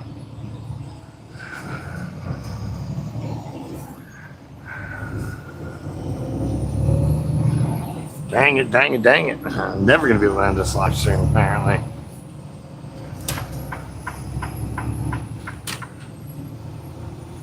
Well, I think there is a rest area up here somewhere, so.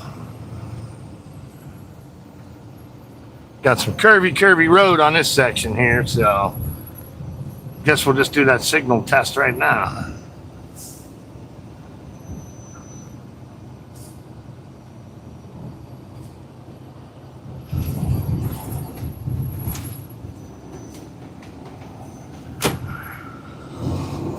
Come on, buddy, hit your gas.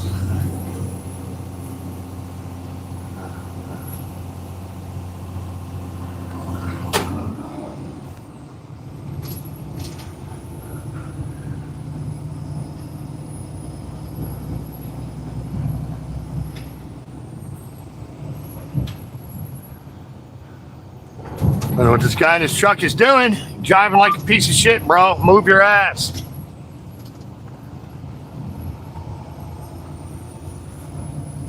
God damn it.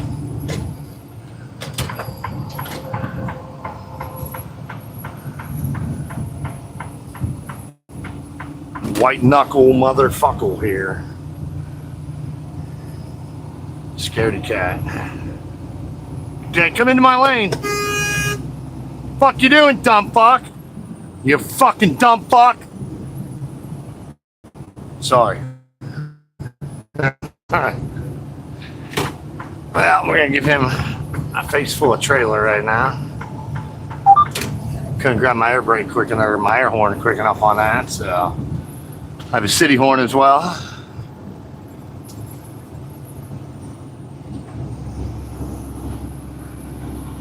Bad drivers on these highways out here. People that should not.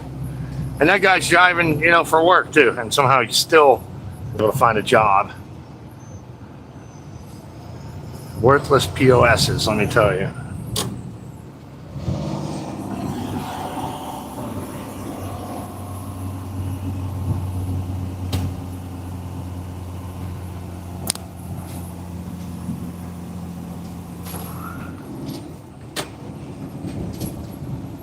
On some tight curves. I think the next. Pockets 18 says looked like he intentionally drifted over on yacht.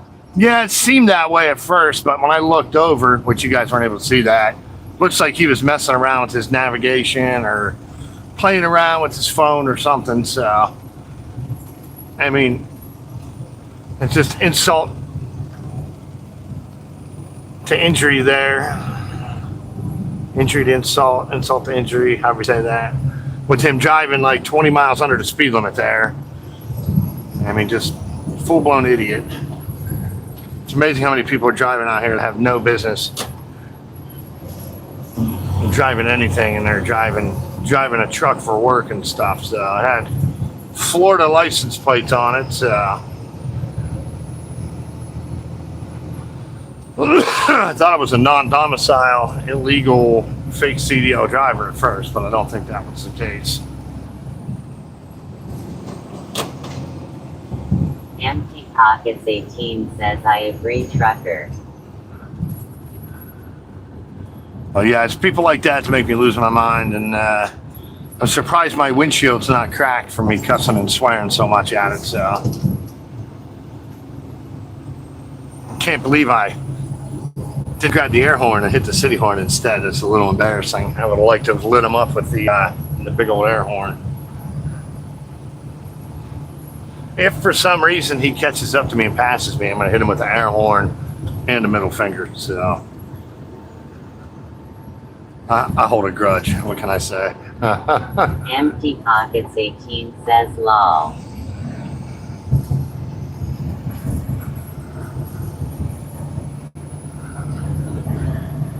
He's not as far behind me as I would have figured he would be. He must have picked up the pace, got his navigation set, or finished up his text message or something, but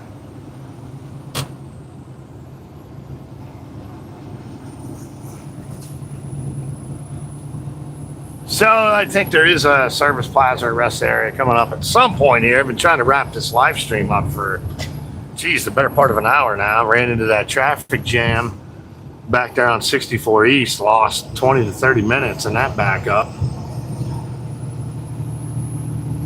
As my battery's getting really, really low on my streaming phone here, and if it dies, I won't be able to save this live stream over. So I'm kind of in a race against time now, though I don't even know where the battery's at. I'm not able to touch or, hold or utilize my phone going down a highway. It's a major deal to do that. So I will not do that. $2,750 fine if you get caught with the phone in your hand in a commercial motor vehicle. So, and as much as I hate to say it, people that drive cars, they use their cell phones, they should pay the same fine. It should still be a ridiculously high fine. I mean, I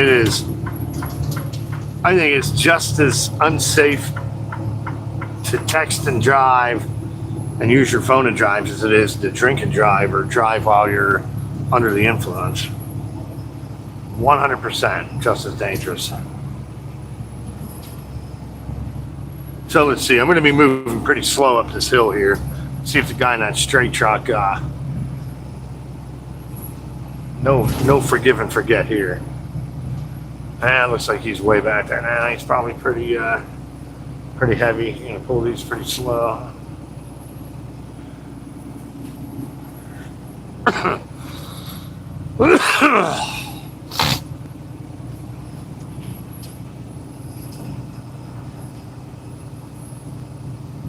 I am 39 miles an hour right now climbing this hill. About to manually downshift my automatic transmission here.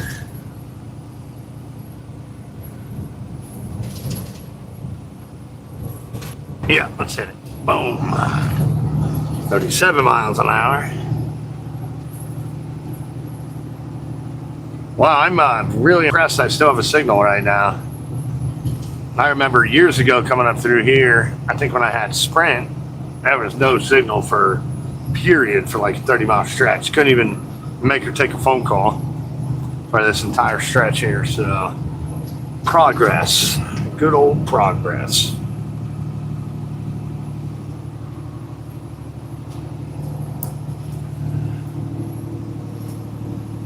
Still at 37 miles an hour here.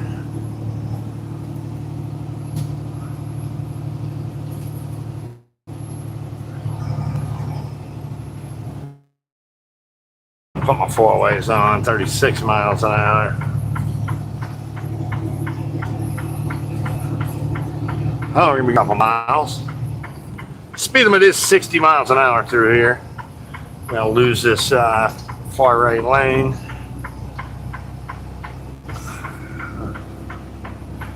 Increase speed a little before I get back over here.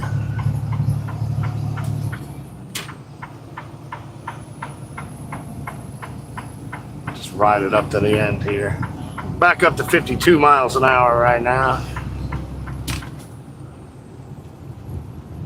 And now we're gonna have to use the engine brake going down the hill.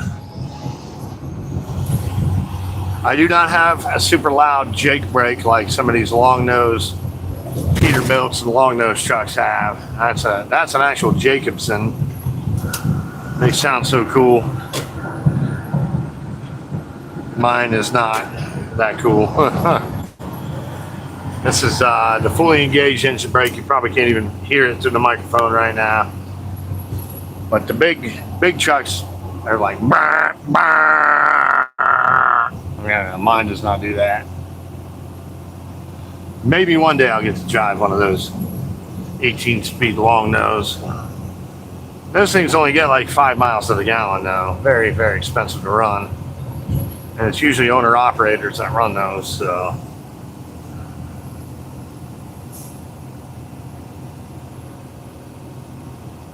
And that 2 miles to the gallon probably equivalates to an extra $30,000 to $40,000 a year in fuel. From going from 7 miles a gallon to 5 miles a gallon, so.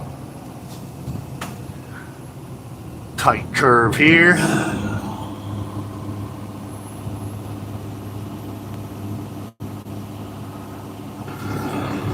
Taking this bend about 50 miles an hour.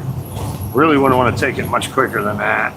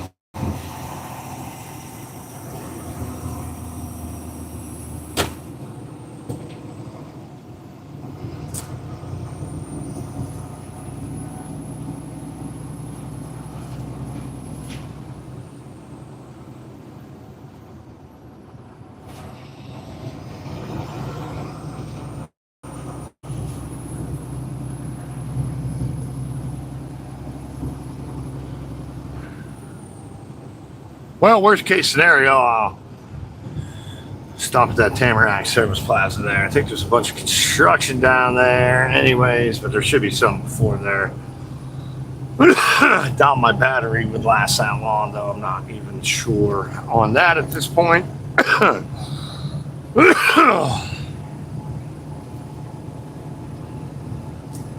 I just know I'm about an hour longer than I intended to be on the live stream today, and the battery's got to be in pretty bad shape about now.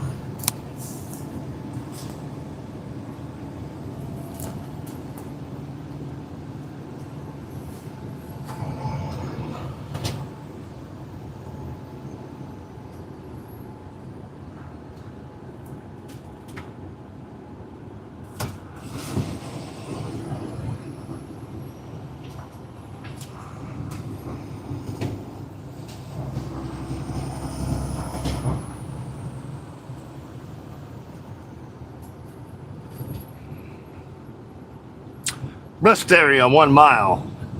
As long as that's open, that's where I will wrap the live stream up after today.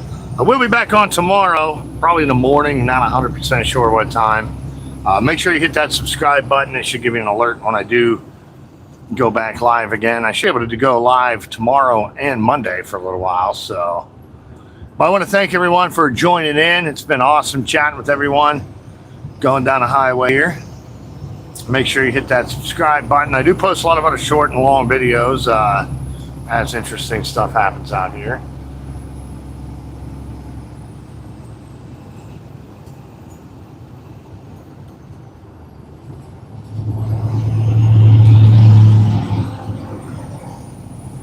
Bunch of motorcycles coming up around the left side here. Well, hopefully I don't have to exit. Wow, look at these guys almost running their bikes into the side of my truck. I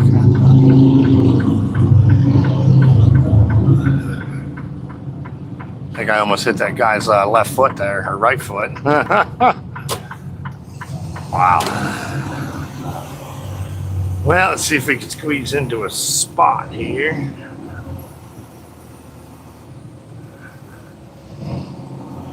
Yeah, right behind this Beckon's truck.